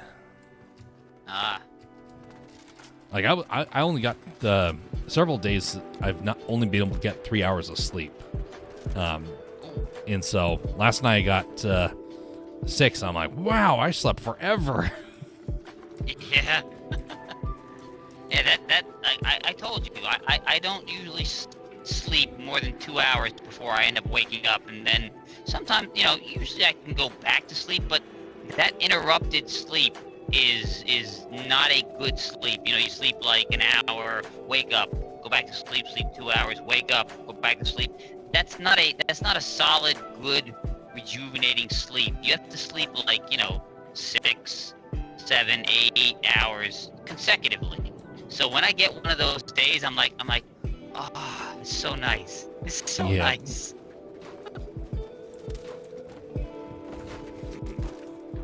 Fishing time. Gonna fish, huh? In PvE, you'll be fighting a lot of zombies. We don't like the zombies. Get rid of them zombies. Oh man! I know that Bastion's done a lot of some of the big events, and he would actually stream it onto the Discord when they were taking place. So usually they happened when I was at work, and things were super busy, and so I don't even remember what it was in the past. But there's several times where I would actually tune in and watch what Bastion was doing to kind of get a feel for some of the different events that would take place.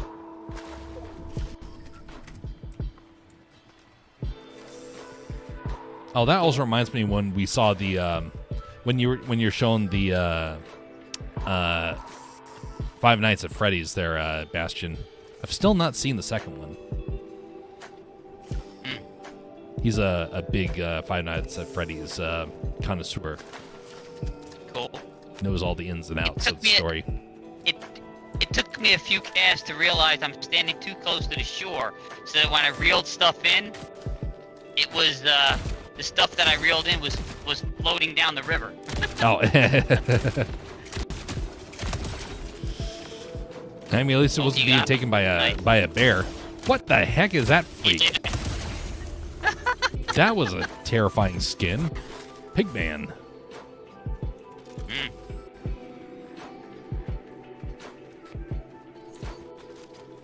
I'll tell you what, the some people's skins that they choose are just quite disturbing, all things considered. Yeah. Yep. Oh, purple vector. Yep, already got one. Okay. That's what he was shooting you with. Yeah. See, I find that people that use that vector weapon, there are two types of them. Ones that shouldn't be using it, and ones that should be using only that weapon, if you get what I'm saying.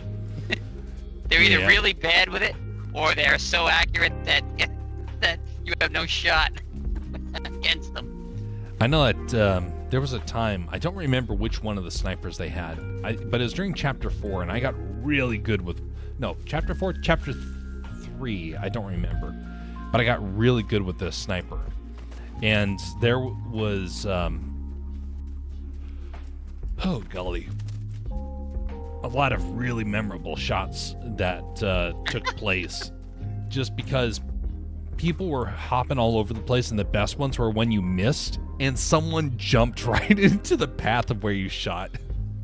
And then you get a headshot, and they were taken out. That happened a couple of times. Cool. Hey, there's a golden fishing area right here. Here, I'll go swimming with the fish. Oh, there's no fish out here. Nope. Oh, that reminds me. I need to get my double check the permits for fishing this year. Cool. Oh.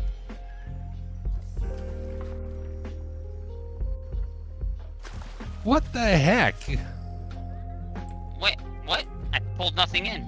It all there went they up to my hook. Yeah, they were both gold. I was never getting any of the stuff coming in, and it was because you were fishing it out, but then it was getting caught on my hook when you pull it out. They only gave us 2 gold pistols. Yeah, who needs a gold pistol? Those things aren't accurate enough. Nah. Oh, we got a triangle. This is the Fortnite triangle of doom. Did you join the? Were you listening in on the Dadman stream about the where we touched on the Alaska Triangle? I didn't. No, I didn't. I don't think I heard that one. It's a dangerous area. Actually, I saw just earlier today another missing persons poster. Very dangerous to go hiking alone, in particular. And this person, 30. I think the sign said 36, and missing for over a month. I'm like, oh, they're gone. Yeah, they're gone. Yeah. In Alaska, if you're missing for more than like 2 days, the chance of you being found is very slim.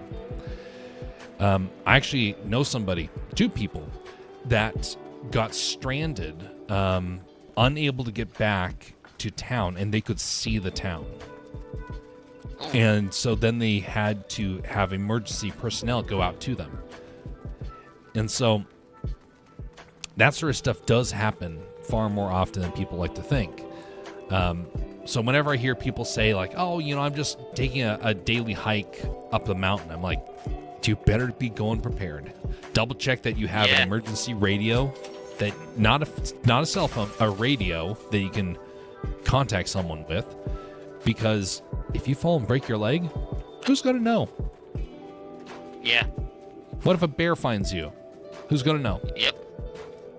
At least if you have a friend, they can, report back if nothing else. If not, save your life and take you back. God, have you heard the It is very disturbing. I'm sorry if this upsets anybody, but there's a recording somewhere of a I believe it was a female.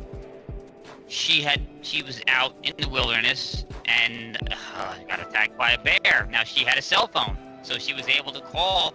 I believe it was her mother, but all her mother got to hear was the bear eating her alive.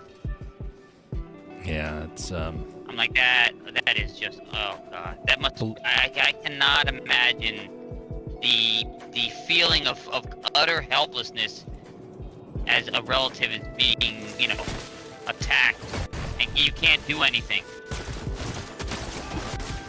Yeah. Alaska has, without getting too graphical, I have heard a story like that. That is... Damn it. No. Dang. Wow, almost got him. I got him down to 11. Close. It was a free skin. I didn't have a lot of a shot. So I won't go into the story because it's like that graphicness times 10. And it is something where you just have to hear one of those stories and you have to believe it for it to change you. The wilderness is not a park.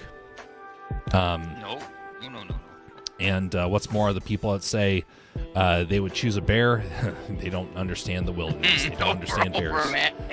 Now, up here in Alaska, you don't have to worry about grizzly bears very often. Grizzly bears, for the most part, just want salmon. Now, if you're in the Rockies, it's a different story. The further away you are from water, the more the bear is aggressive. And so if you're by water, the bear's passive. I mean, it's more friendly than just about any other type of critter in the wild. You take them away from water, they get dangerous. Yeah, and any wild animal that is satiated itself, it has an ample, not just an ample, but a plentiful, an abundance of food, tends to not be as aggressive towards things that might injure it. I think wild animals realize that they're not as stupid as people realize. They assess risk like we do, and they understand that if they're hunting for food, it's better to grab a salmon out of the stream because it's got less chance of injuring them than attacking another mammal on land. So. Yep. Well, there was a scientific study that was done, and it was over in Europe. Because if you're walking out in the woods, and you're with like 2-3 people, would you feel concerned at all? Not as if I was alone, that's for sure. Yeah, no. So that's a relatively new phenomenon. Back in the day, you would still have concern. And there's a moment, I think it was after World War I, that this event took place. No, actually it was after the communist takeover in Russia. So the communists took over and they confiscated all of the firearms. Yep. Russia has a lot of very big and powerful animals, and we think of the Russians are playing with bears, and we don't really think of them as being dangerous because they're Eurasian bears and whatnot. They're fairly benign and passive, even though they're big. So we kind of forget that Russia has dangerous creatures at all. And, during the first couple of years after the guns were confiscated, nothing really happened. And then during World War II, something snapped in the animals. And they noticed that not along the front, but further away from the front, like out in the wilderness, the animals started getting more and more dangerous. And they started getting animals that were getting brazen. In particular, wolves would get more dangerous. And they would start to actively pursue anybody. They had no fear. And so then the Russian army, if I remember the story right, went out to deal with some of these situations, and they found the animals were getting bigger and more dangerous, almost like mythological creatures in that sense, of where they were just getting to unrealistic proportions, and it was because they had easy food source, and there was no competition. And so thus they were like blossoming in power. Well, after they shot a couple of them, they noticed that they got docile again. And they started to, they would see you at a distance and you didn't have to worry about it. Well, someone did a study about that, and they found out that when there is the presence of the smell of gunpowder, animals stay in line. And so that's why it's such an interesting phenomenon. We have hunters in our world. And in particular in the U.S., we have a lot of hunters. And so we can walk in the woods and we don't feel concerned. There are some animals that they don't really care one way or the other. And one of those creatures is a polar bear. It doesn't care if there's a smell of gunpowder or not. You are fair game. Oh.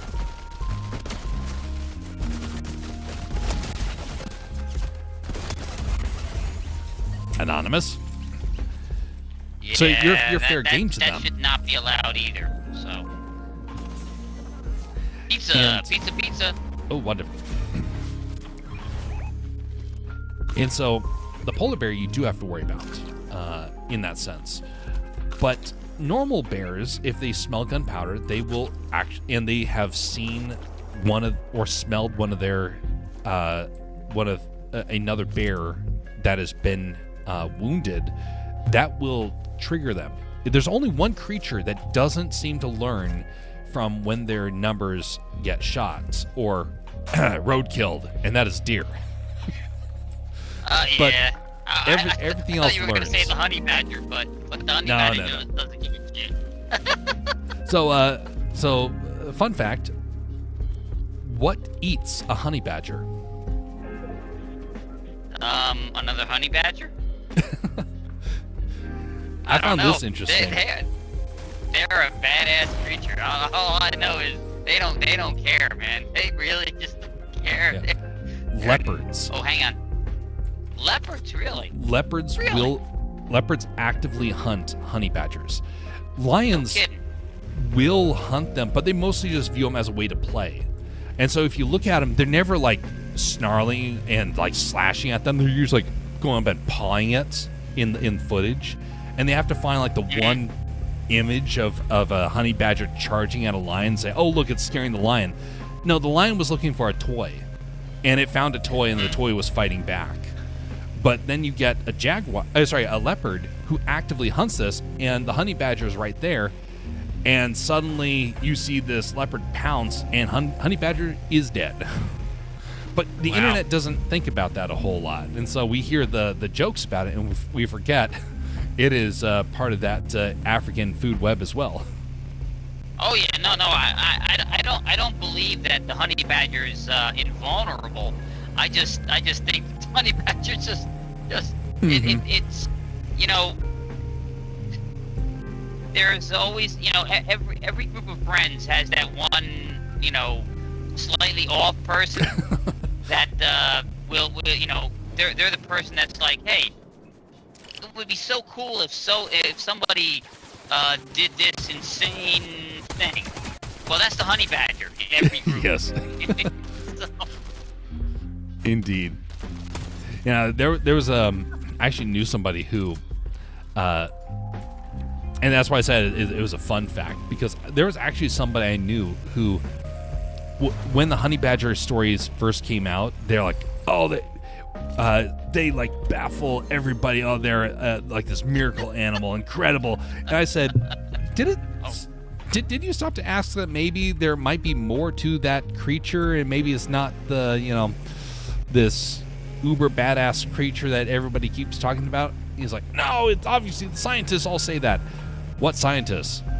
Oh, I watched this YouTube channel. Oh, you found a YouTuber who's citing it. That's not proof, buddy. Yeah. Yep. I saw it on the internet. It must be true. So, that is so true. Yep. Man, the number of I find it very sad, actually, that the number of people that are so easily tricked on the internet, and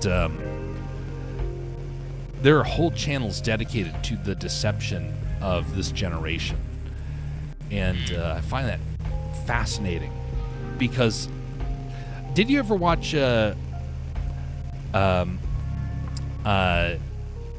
what was it? The Coyote Peterson, the guy that was doing the bug stings. Yeah. I love when the centipede gets him. The centipede is Yeah. nasty. Well, there was a moment when he set up a trick. It was a lie, and he teased people for like a month, saying, "Hey, you have no idea what we just discovered." And he really leaned into it. He made it out as if they had made the most incredible discovery.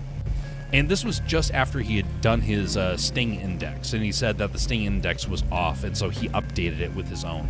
And so thus he became the publisher of the most recent Sting Pain Index, which honestly was an incredible feat. I mean, he found all the different creatures in the book, and he experienced it again, including adding to it. He was like, this guy knows what he's doing. So then when he came out with this story, like, you guys have no idea what we found, he had credibility. So he was a YouTuber that was like, okay, this guy's not just, run-of-the-mill YouTuber. This guy is like legit. He is the one that you should turn to for sources and whatnot. And then after that month of saying, hey, we got this incredible research that is coming out, he came out and said, did I trick you? See, that's how gullible you people are. Wow. I got so mad, and I stopped watching his content after that point. Oh, I did not use glove. I should have done that. Oh, man. I got one. I was too wrapped up in the story, and I forgot the item that was in my kit. An alien. Santa, Sabrina Carpenter caught me. Or is that Mariah Carey? No, that's not Mariah Carey. I don't know who that is. Sabrina. I don't know my celebrities very well. But so Coyote Peterson made this big claim, and he strung people along for a month, and we were all believing him. And then he said, surprise, and you people are gullible for believing it. You just built up your reputation, and now you just squandered it to try and make people feel insulted. Well, here's the thing. I get what he was doing. I get it. That's actually something that needs to be done. Listen, he wasn't, at the end, he didn't, the people who are trying to grift on that sort of thing will go along with it, and but at the end he said, listen, I'm not grifting, I'm just showing you, don't be stupid. It's a lesson. You will learn this lesson. Unfortunately, a lot of people don't learn that lesson. Yeah, but now here's where the story got even worse. Somebody started going through his pain index that he had published, and they found some discrepancies. And so they took it to it wasn't the Smithsonian. It was a group of scientists that were tied with a government level publication group, and they looked at the sting index that he gave and said, something's off. And so they went out and did a little bit of an evaluation. They said, okay, you know what? We think that his sting index is off. And that was all I needed to see at that point. It's like, okay, you trick people for a month, and then somebody comes out and says your index is off. And that's where I got so, that's when I started becoming more skeptical of what I saw on YouTube. So in that sense, he got what he wanted. He wanted people to be more, skeptical, and thus we became skeptical of him. Probably not what he intended. Yeah. True, And true. I went back and watched one of his videos where he was like, I've never been in so much pain. And then you realize, did you see the one about the paper wasp? Oh no, what was it? The one that was the executioner wasp. I'm sure I probably saw it, yeah. That was the one that he said was at the top. And then he got stung afterwards by a Japanese hornet. And Yeah. you know what those things are? Yeah, I've seen them. I've seen them, and I've seen the one where he gets stung by the Japanese wasp, yeah. Yeah. So the executioner wasp is notorious for people saying that you just want to be executed because, it's so painful. But to my knowledge and to as far as people know, there hasn't really been fatalities of that. Whereas the Japanese hornet kills people every single year. And so Yeah. he, when my brother and I watched the footage back after the people came out and said, hey, he's inaccurate with his claims. He said executioner wasp, worst one compared to the Japanese wasp, Japanese hornet. And then you look at the footage of him, and one of them has him like sweating bullets. His face goes red. His arm swells up like twice as big. And the other one, he doesn't. And he's just wiggling on the ground. And he was like, you have no idea how much pain I am. Oh, it's not a swelling pain, but this is painful. You're like, wait a minute. Okay. Now after the thing that you did, now I'm looking at this footage with a new sense of skepticism. And I think it's just kind of a lesson of that. If you're going to build up a reputation, no matter who you are, whether you're a politician, whether you're a scientist, whether you're a YouTuber, it's amazing what one attempt to trick people can do to your entire brand.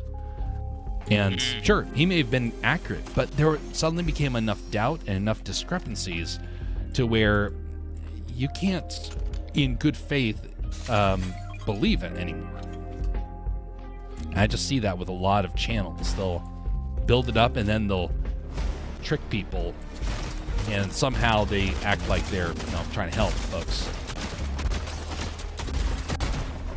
Nice. Oh, golly. I lost Still moving.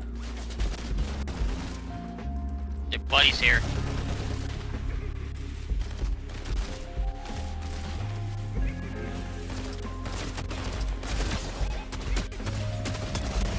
There we go. The Lost Yeti. Very good. Yeah. Whenever I'm close to you during a battle, all I hear is Yoda giggling. I'm like,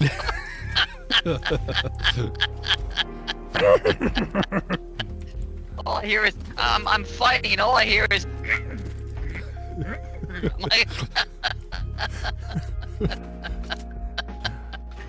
I love like, what Yoda the hell? takes such enjoyment out of my pain and suffering. Oh, here, you need, here, I have medkit. I have medkit Oh. here. Hang on. Much appreciated. Whoop. There. Do that, yeah. So another YouTuber did this recently. I won't mention what the channel was because I don't want people to out there to suddenly think I'm trying to badmouth the channel. But Yeah. there's a channel I watched quite a bit, and he suddenly did this. And he didn't do it just once. Over the last couple of months, he started doing it a lot. And the whole time, it wasn't he was trying to bait people, say, look how gullible you all are. And I thought, this is not going to turn out well. Yes, you are making a point, but maybe your point is being targeted at the wrong people. Maybe rather than do kind of a universal insult, maybe it's better to say, hey, this is the story of what's happening. No, this is not my average viewer. You people are all have a lot of critical thinking. You all have tuned into this. I know that you all understand this pretty well, but there's some people who, and then go into your story. But when you weaponize it against people, it reminds me of one thing in particular. And this is where all the story is kind of going to. So there was a YouTuber I was working with a couple years ago, and he sent me a video that he wanted to have edited and published. And so I edited it, I put in the visual effects, I added in the titles and whatnot, the meme videos at the start of it. And he said, this is a very important video. We have some trolls. I need to show people how gullible they're being. And I said, who? Because I'd been working with him for a while, and it's like, I'm not seeing it. Who's doing this? And he said, oh, my ex, Twitter at the time, but my Twitter X is just full of it. It's everywhere. I can't open it up without people misquoting me at a moment's notice. So I need to teach him a lesson. I said, okay. And so I edited the video. Thank you. And it got published, and it was a funny video. Because I tried to do things lighthearted. It was a funny video, and then he posted the big reveal video a few days later, saying, "Look how gullible and stupid you people were." And I just started watching the chat as it was coming by, saying, "Dude, this isn't funny. We actually thought that you meant this." Or we didn't buy into this. You're just accusing us blindly. They were all over the place. I thought, this is not going the way he expected. And we actually had a couple people reach out saying, this is becoming, you've lost the authority position that you were trying to build up, and now you're just like a mudslinging fella. Is this what we can expect from your stuff moving forward? And so, yeah, it backfired hard. I don't like this house.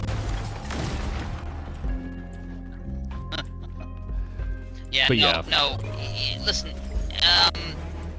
you need. Oh, our rival was intercepted. Oh, it's Poor pretty far. fella. Yeah. You can't. YouTubers don't. People in general don't understand. There's a way. There's a. You know how Donald Trump wrote that book all about the art of the deal. Well, there's the art of the conversation, the art of talking to people. You can tell your subscribers, your followers, the people who are faithful to you. You can tell them things without insulting them. You can make them learn lessons without driving them away. And people, unfortunately, a lot of people don't understand this. Yeah. Well, it made it even worse that after the fact, I asked him, "Can you show me the tweets that made you want to make this video?" Because the backlash was growing, and he showed me it. It was very obviously a bot, bot responses. And I already knew kind of what bots looked like, and he was like, "No, these are real people. These are my people that just keep harassing me. Oh, feel sorry for me." It's like, this is very, very much a pattern. So he spent, based upon salary, hundreds of dollars to basically prove that he got tricked by a bot, and then went forth to try and tell people not to be tricked. Yeah. The irony, the pure irony of it all. It's only 40. Never mind. Yeah, no. the art of talking with people.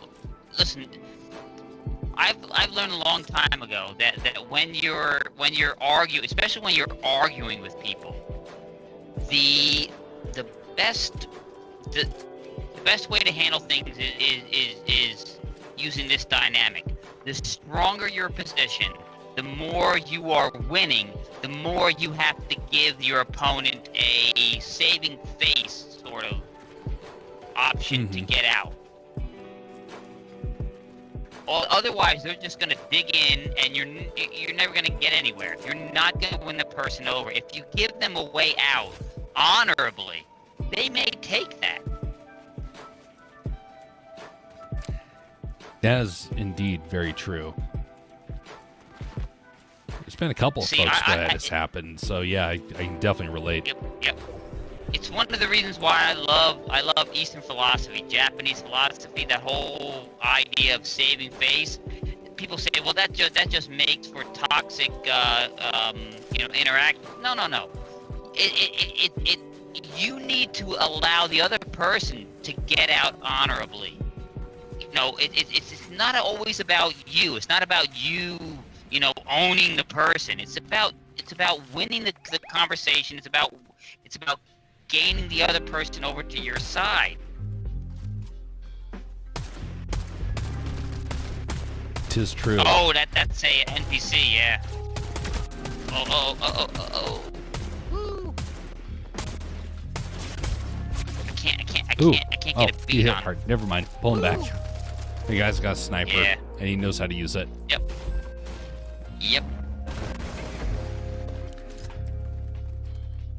Well, a couple of, like 2 weeks later, he wanted to do another video of that. And I was like, we're a little busy. You might want to skip it this time. And then he was trying to, like, tell people during live streams, hey, don't you guys want to see me, own some more people? And you could just see in the chat, no one believes that.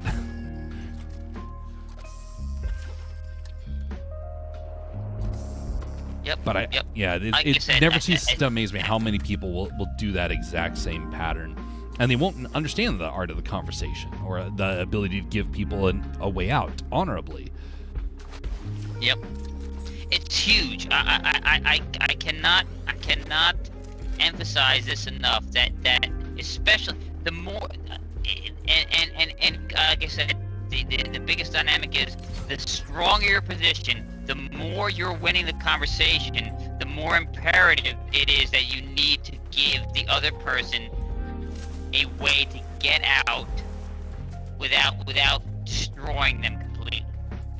You don't have to destroy a person completely to win the conversation. Wow, man, he hits hard. I'm going in. I'm going to get this, not the NPC, but I'm going to get the other person. Where are they? I'm being shot from behind. Oh, there's another guy. Oh, there they are. Another team. I got him. Oh, I lost them. Where'd they go? They went up on top of the ridge. Watch out, there's another team. Get out of here. Yeah, my gloves were depleted too, so. Oof. Man, that was a... Oh. Yeah, everyone decided to show up there. There might have been 3 teams there. Yeah, I think there was 3. I think it was the people down at the bottom, there's the people on the ridge line, and then there's people that came up behind me. I didn't realize that was the one spot everyone was going to go to. I thought, hey, let's deal with these people now before the others show up. That was a killing zone, man. Oh, good Lord. that it was. Man. Oh, well, it's 3:26 here, so we got like 4 minutes. We can initiate one more before they shut it down. So it looks like. Yep. Yeah, I had there was another guy I was talking with where he had believed a lie, and he was doubling and tripling down on it, and the more people would try and correct him, the harder he would invest into the lie. And the whole time I kept thinking, all it takes is a moment, step back, reevaluate. You may still believe it, But just take a moment when you hear several people say, hey, this is wrong. There is a need to want to do some self-reflection. And sometimes it's the person that thinks they are showing up other people, kind of like the YouTuber. He thought he was doing everyone a service by proving how wrong they were, only to really show how gullible he was in that whole process. But no one ever truly wants to hear that they're wrong. Trying to figure out a tactful way to address it. Ooh, that's a tough one. It varies from person to person. I prefer when people just come out and tell me things directly. I mean, of course, I don't prefer if someone comes up and says, wow, Jeff, you are so wrong. Let's tell you all the ways that you're wrong. I'm not a fan of that. But I will listen to people if people say, hey, this is inaccurate. And then it makes me pause, go back and reevaluate. Do I really think this? And then after that point, I will reattack it. I've not been over here before. Let's go visit that spot. Oh, okay. Feel like enjoying the snow before it melts. Oh, it snowed again today. And it's going to be snowing again tomorrow and supposedly the day after that. This is like the winter that will not end. It's quite entertaining. I think, I'm not 100% sure because we've gotten snow in April before here in Jersey, but I think we're done with the snow here in Jersey, so thank God. Oh, we got people up ahead. Yep. Oh, we got 2 teams. Whoa, this is a popular place. Interesting. Never been over here, and apparently everyone likes it. I mean, enough people. Sometimes when you choose like a place in the middle of nowhere, everybody else chooses it too. It's very, very odd, very odd, very odd indeed. Indeed.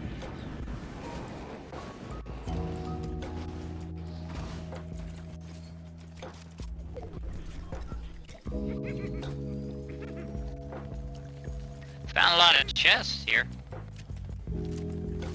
Funny enough, but yeah. Oh, that's a long way down. Hang on.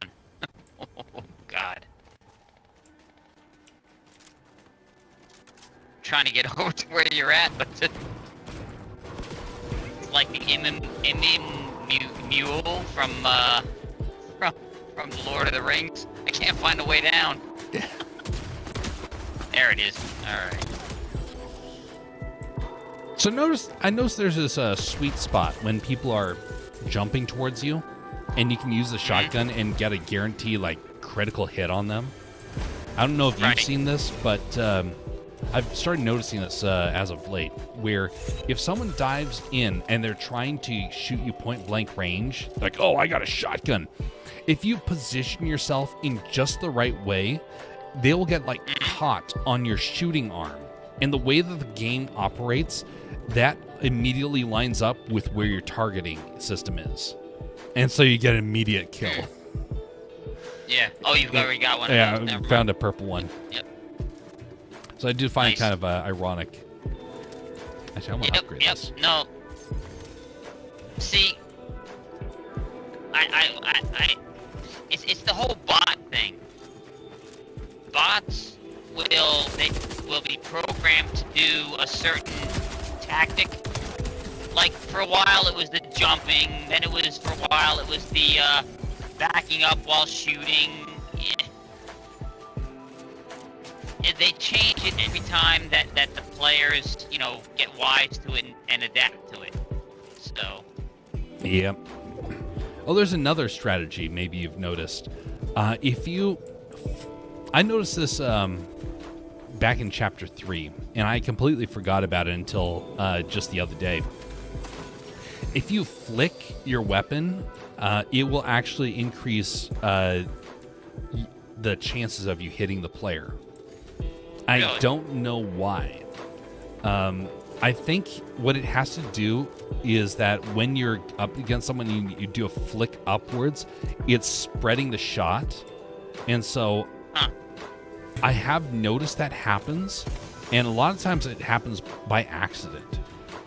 But I noticed with like a sniper rifle, it's actually possible to get a more accurate shot in that manner. Huh. Someone else is here. Yep.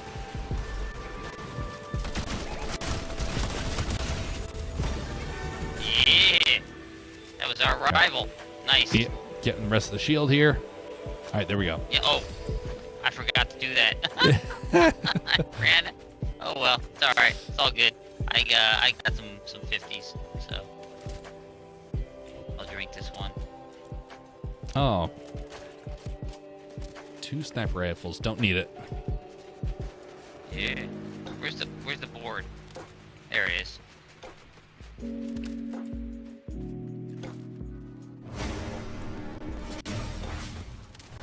I do find it ironic, though. You will have things like that are fairly easy exploits, and some people figure that stuff out pretty easily, and they can really, really exploit it.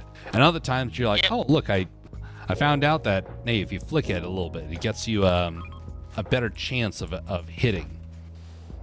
Yeah. And then you completely forgot about then you completely forget about it and never getting a chance really to use it. Oh shoot. Yeah, watch out for that storm. Yep.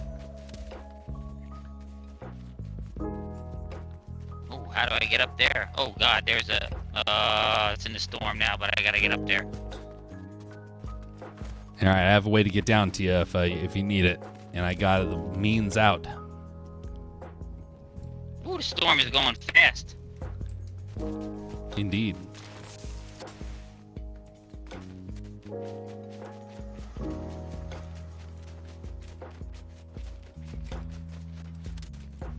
Oh, there you are. Alrighty. A lot of folks down there. Yeah. I think it's a bot battle down there. Oh, you got him. I think you got him. I don't think I got the register for the elimination, but I definitely got the assist on that.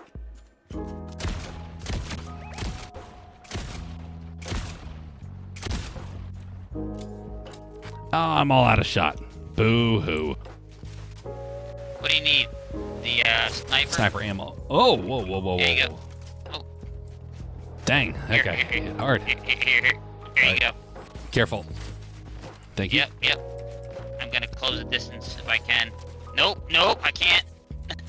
God, he's aimbotting. Be careful. Ooh, Sure. wow. Yep. Nope, that's definitely aimbotting. Yep. Oh, that was a fast one. I spent the money. Oh, it's a Buzz Lightyear Star Command. Yeah, well, and I it's spent 36. the points on the item too, Yep. So did I. just for it to fail me. Yep. No, Always gotta love I when think it that's does that. Oh, that's possible. What a way to go. Yeah, I'll try load up, but we'll see. I'll load up, but we'll see. Yep. Ah, there it error. goes. Yep. It is kind of funny, actually, how often the game goes offline. There's a very easy solution for that, and that is to change it by server. And so if you want to have a game go completely down, sure. Or you can do it, hey, we're going to update 12 servers one at a time over the next 12 hours. Yeah. Oh, well. But that was still enjoyable. Nothing like too fancy in not getting any sort of great victories, but still got some. You got close. Yeah. Yep. But I'm going to now transition this over to the art side. Try and get Very that cool. up and operational. But much appreciated for you joining there, West. Sure, no problem. I always enjoy this. It's more relaxing than when I play solo, because when I play solo, I start losing my mind when I run into. I'm like, this is cheating. Come on, son of a gun. This Yeah. here, we were just playing, and if we, the gameplay is almost secondary to the conversation. So As well it should be. Anybody can tune in and Yeah. watch a game stream. Not everyone can tune in and listen to a conversation, that's done civil-like. Yeah. Yep. Absolutely. All right, sir. Well, you enjoy the art side, and I will be transitioning back myself from the studio down here in the basement back upstairs, where I don't have to worry about being too loud. Indeed. Well, hope you find some good rest, and I will chat with you next time. All right, sir. Have a All good right. one. Until next time. Take Ciao. care. Thanks for the games. Wes Cagle, everybody. Give him a round of applause there. What oh golly, what timing for that? It's like where's the Oh, did I never put in applause?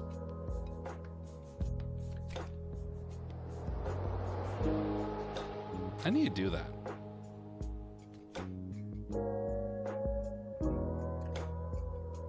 I mean,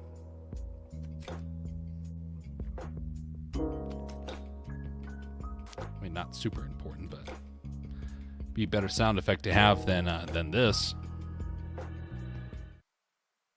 Roger. Okay. Let's get Clip Paint up and operational. Gonna get myself some more ice, and then we will go through this process of getting this art up and running.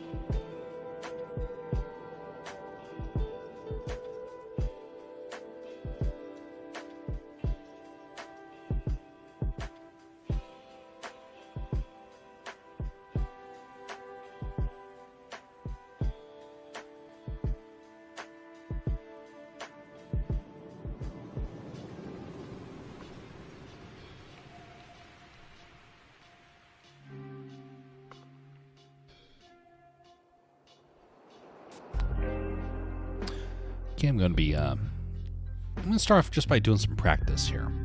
I'm going to try and sketch something. Let me get some reference material. I'm going to be a little silent for this stream as I get things squared away. So if you have questions, then great. Otherwise, we already did our majority of our conversation earlier, so we will skip that for now.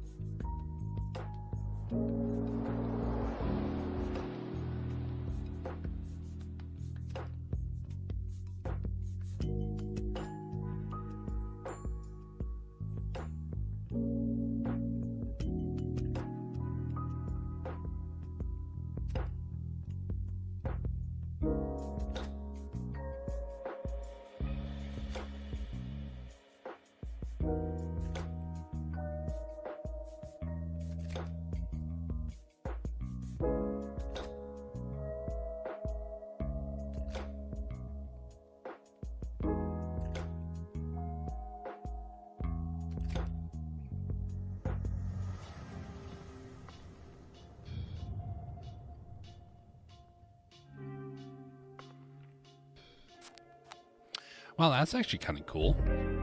It preserves your hotkeys. Well done, Clip Paint Studio. I'm a fan. And as always, I definitely encourage people to buy this product. It has been reliable, and I've never been truly disappointed with my purchase. I do get a little frustrated at times when they don't update things fast enough, but at least you're still always updating things, making things better.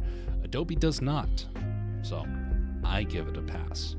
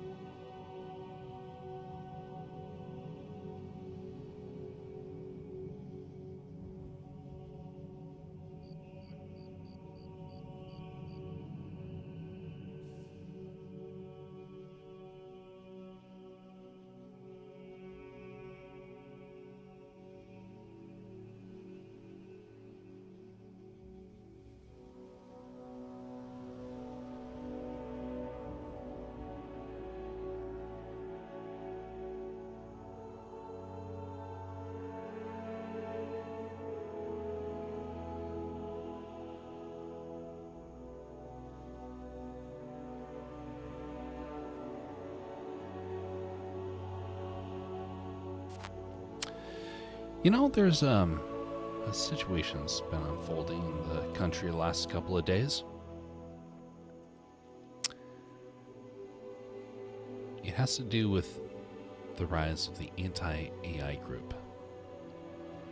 Now, you know I'm very much adamantly against AI. And at the same time, I'm learning how to navigate it.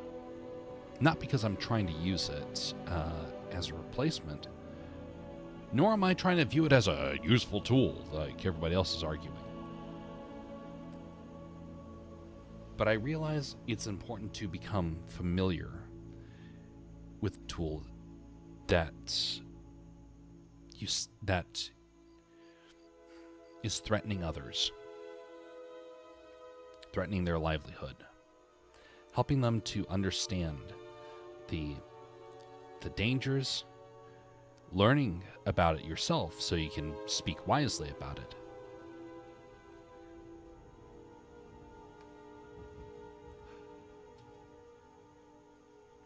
But recently there was somebody took out their anger on AI's leadership.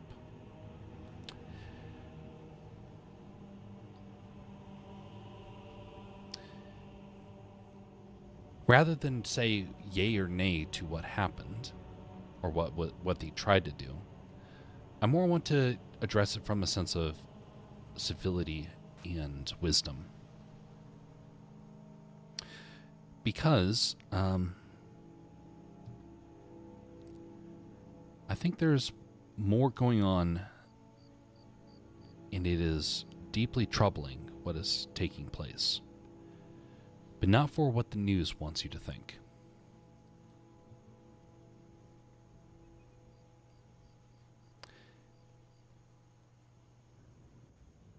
There's an area in Scripture where it mentions that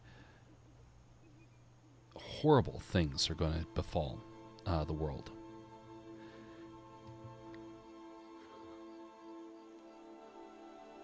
Things that are so troubling that's going to make people, that people are going to make a horrible decision to side with the world in a moment when they should be turning to God. A moment where they're going to feel such financial pressure, such a need to bend the knee, that they start to think that, well, there is no other option, and they decide to turn to the world. That is what we know as the mark of the beast. And it's a horrible moment that will happen in human history, because it will be a pinnacle of mankind's betrayal. And it will be something so horrible that God will judge the world most severely for it. And those that take the mark of the beast are not going to be able to escape judgment, and they will be condemned. Now, AI isn't necessarily that moment, but it is ushering in the tool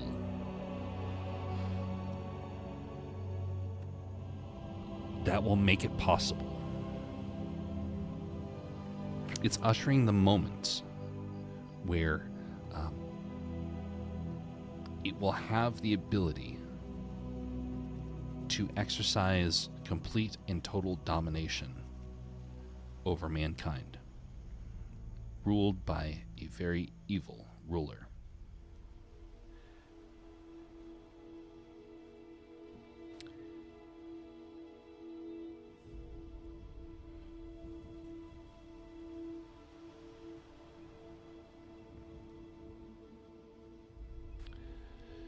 The reason why it's such a big issue is because we're sleepwalking into it. I had to look at AI long and hard before I realized it's not the tool, but rather the way it will happen, but rather the means in which the horrible tool will come about.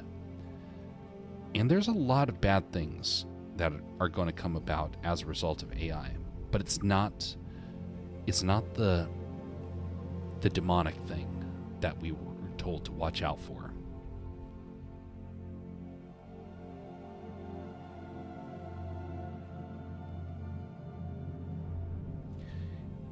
It's a tool that is very clunky, and sometimes it makes some really amazing things.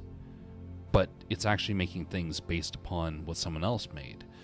So it's more just image bashing, kit bashing, you could say, like what they did for Star Wars and piecing models together. And that's what it's doing. It's taking images that do exist and stitching them together. It just does it so fast. It's like, it's almost like it's magical, but it's very mathematical.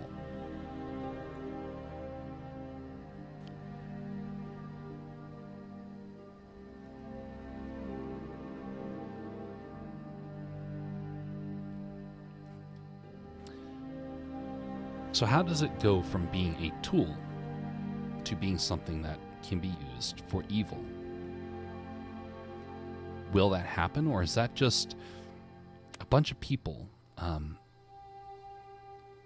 claiming something that, like many things, will never come to pass? How can we be sure it's a tool that will be used for evil? Well, I know it's debatable, and I've debated people in AI quite a bit, trying to find out if it is or if it isn't. And I've come to this conclusion.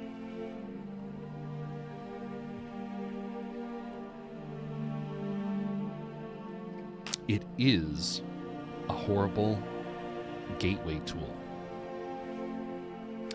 because it enables the possibility, not yet, but the possibility of even more impressive tech to come along.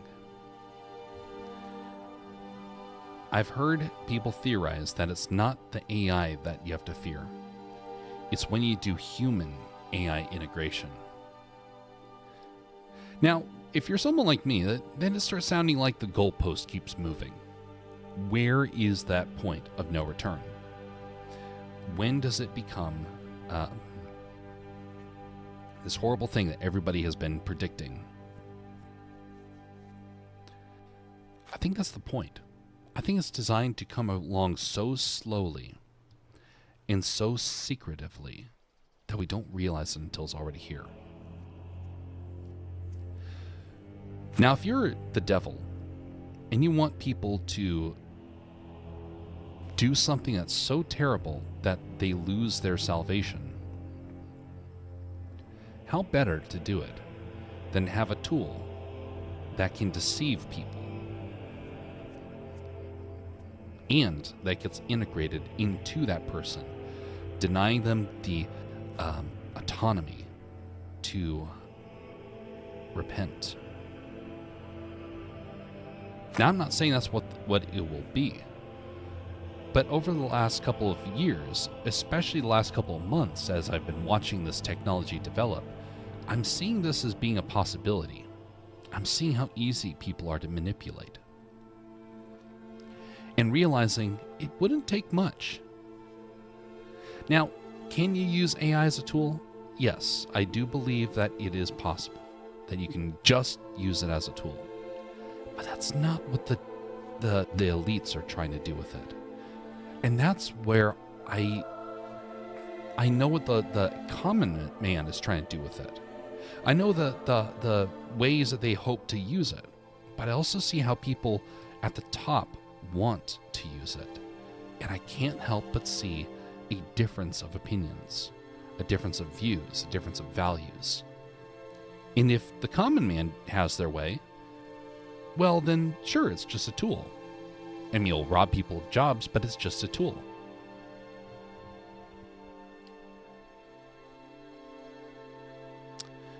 What happens when it becomes more than just a tool?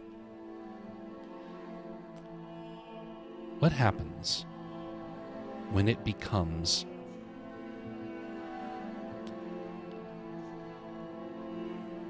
divine? Now, for Christians, we know that that's not possible. Nothing that is of this earth has the ability to transcend and become divine like that. Only one moment in history did that ever happen, and that was when Jesus Christ came to earth. Something divine that was placed on earth that came to live and dwell on this earth.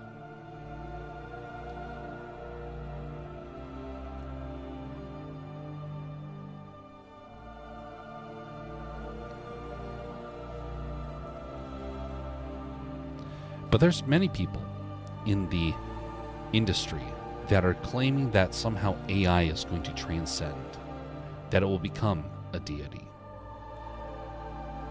And that part I do not believe.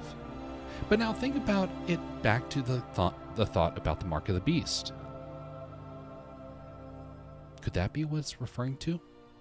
Something that people embrace as being divine and then becoming connected to it? Denying autonomy?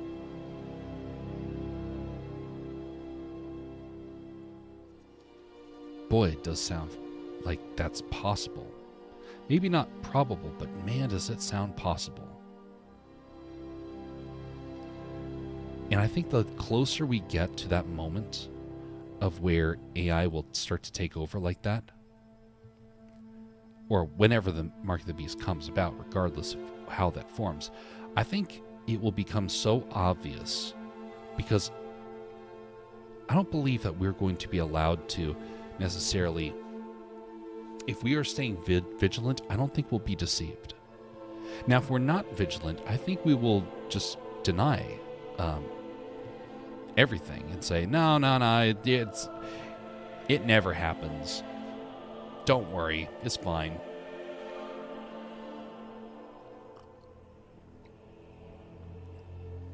They always say that.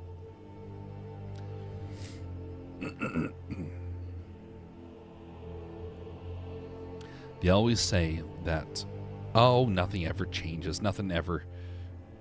That's just designed to try and make us scared. Sure, maybe that's the case. But eventually one day it will happen, because God warns us about it. And if he warns us about it, well, shouldn't we take it seriously? Even if it doesn't happen within our lifetime, should we not take it seriously?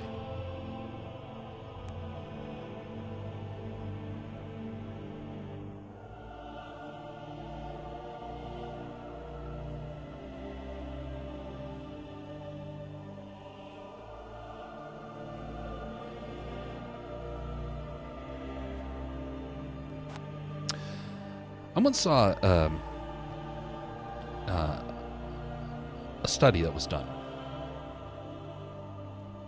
Well, it was more like a social, question that was put out there. Let's say there was 1 million M&Ms out in front of you. One of them is poisonous.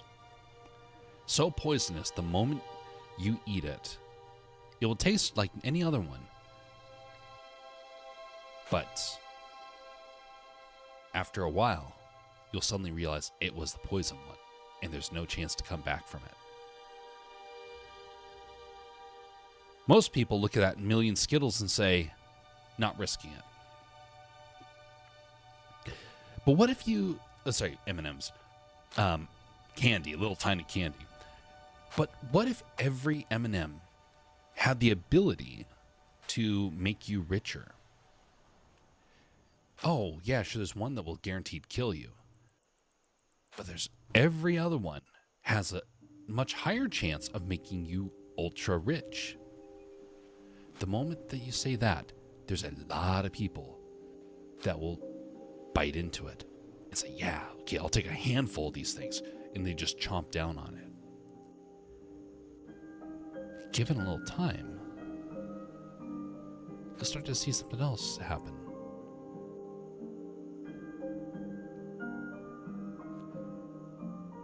You'll see the people that were standoff, that hesitated, will see everybody else partaking. And then they'll think, well, obviously, maybe that poison thing was a joke because they're getting rich. And then they too start to consume them. Million M&Ms becomes 900,000. Then 800,000. And more people start becoming less skeptical, and they start to eat on it. After a while, generations pass.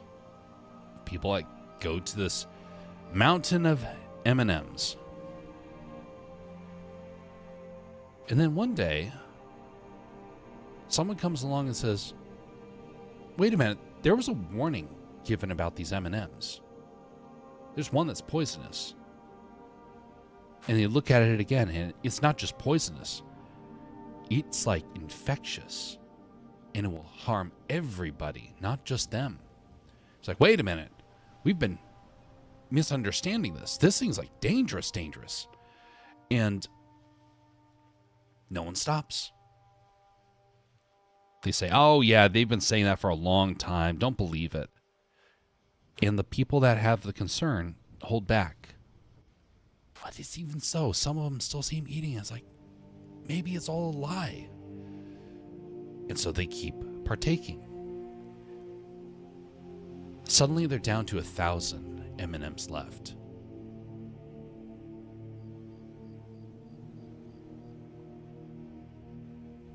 What's the difference about eating from there than the million?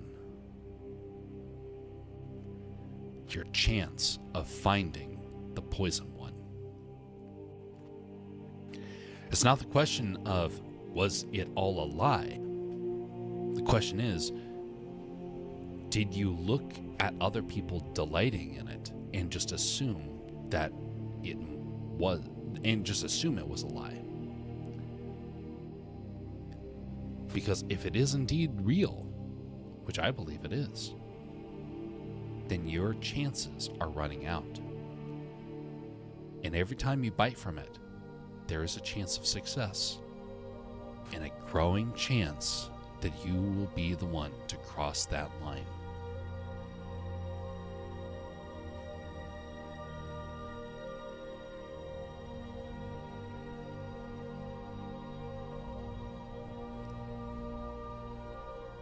So, Mark of the Beast. It's going to happen. And when it does happen, there's going to be people that buy into it. You will not be able to stop it. And that's one of the reasons why I realize AI, you can't stop it. But you know what you can do? Warn the people that will be harmed by it. So that way the number of people that are impacted are is as minimal as possible. The goal is to try and help save people from that.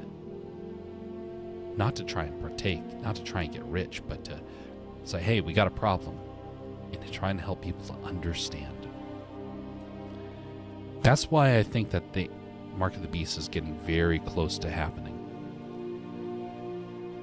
Because all the tools are there. The chances feel like they're much less. And all these things that used to sound outlandish are suddenly becoming plausible. There's just a couple of factors that are still missing. But then comes the question, will it happen within a generation?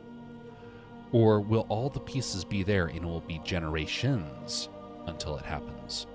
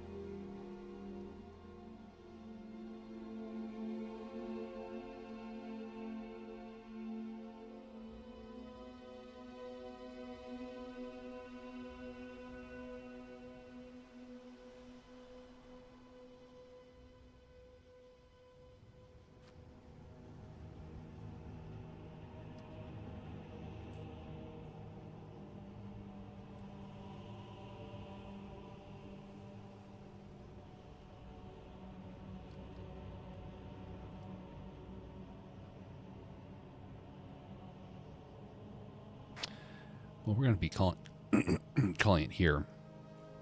I just want to do some sketches, get a little bit better at this process. So, did 2 characters. I have a problem of not doing enough variety in my characters, and so I'm trying to experiment a little bit in order to get better, because I need to get faster. And you get faster by doing some variety. As well as repetition. So I've done the repetition stuff before. I wanted to try and get a little bit of variety for this.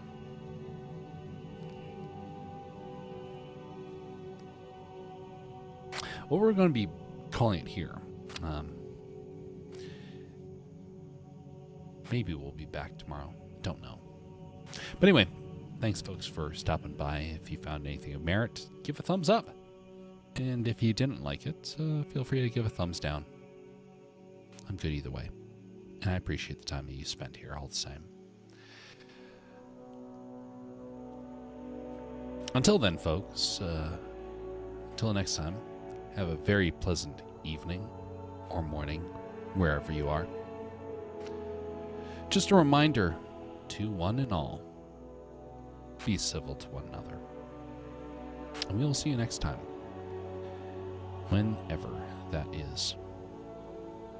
Until then, folks, have a very pleasant evening.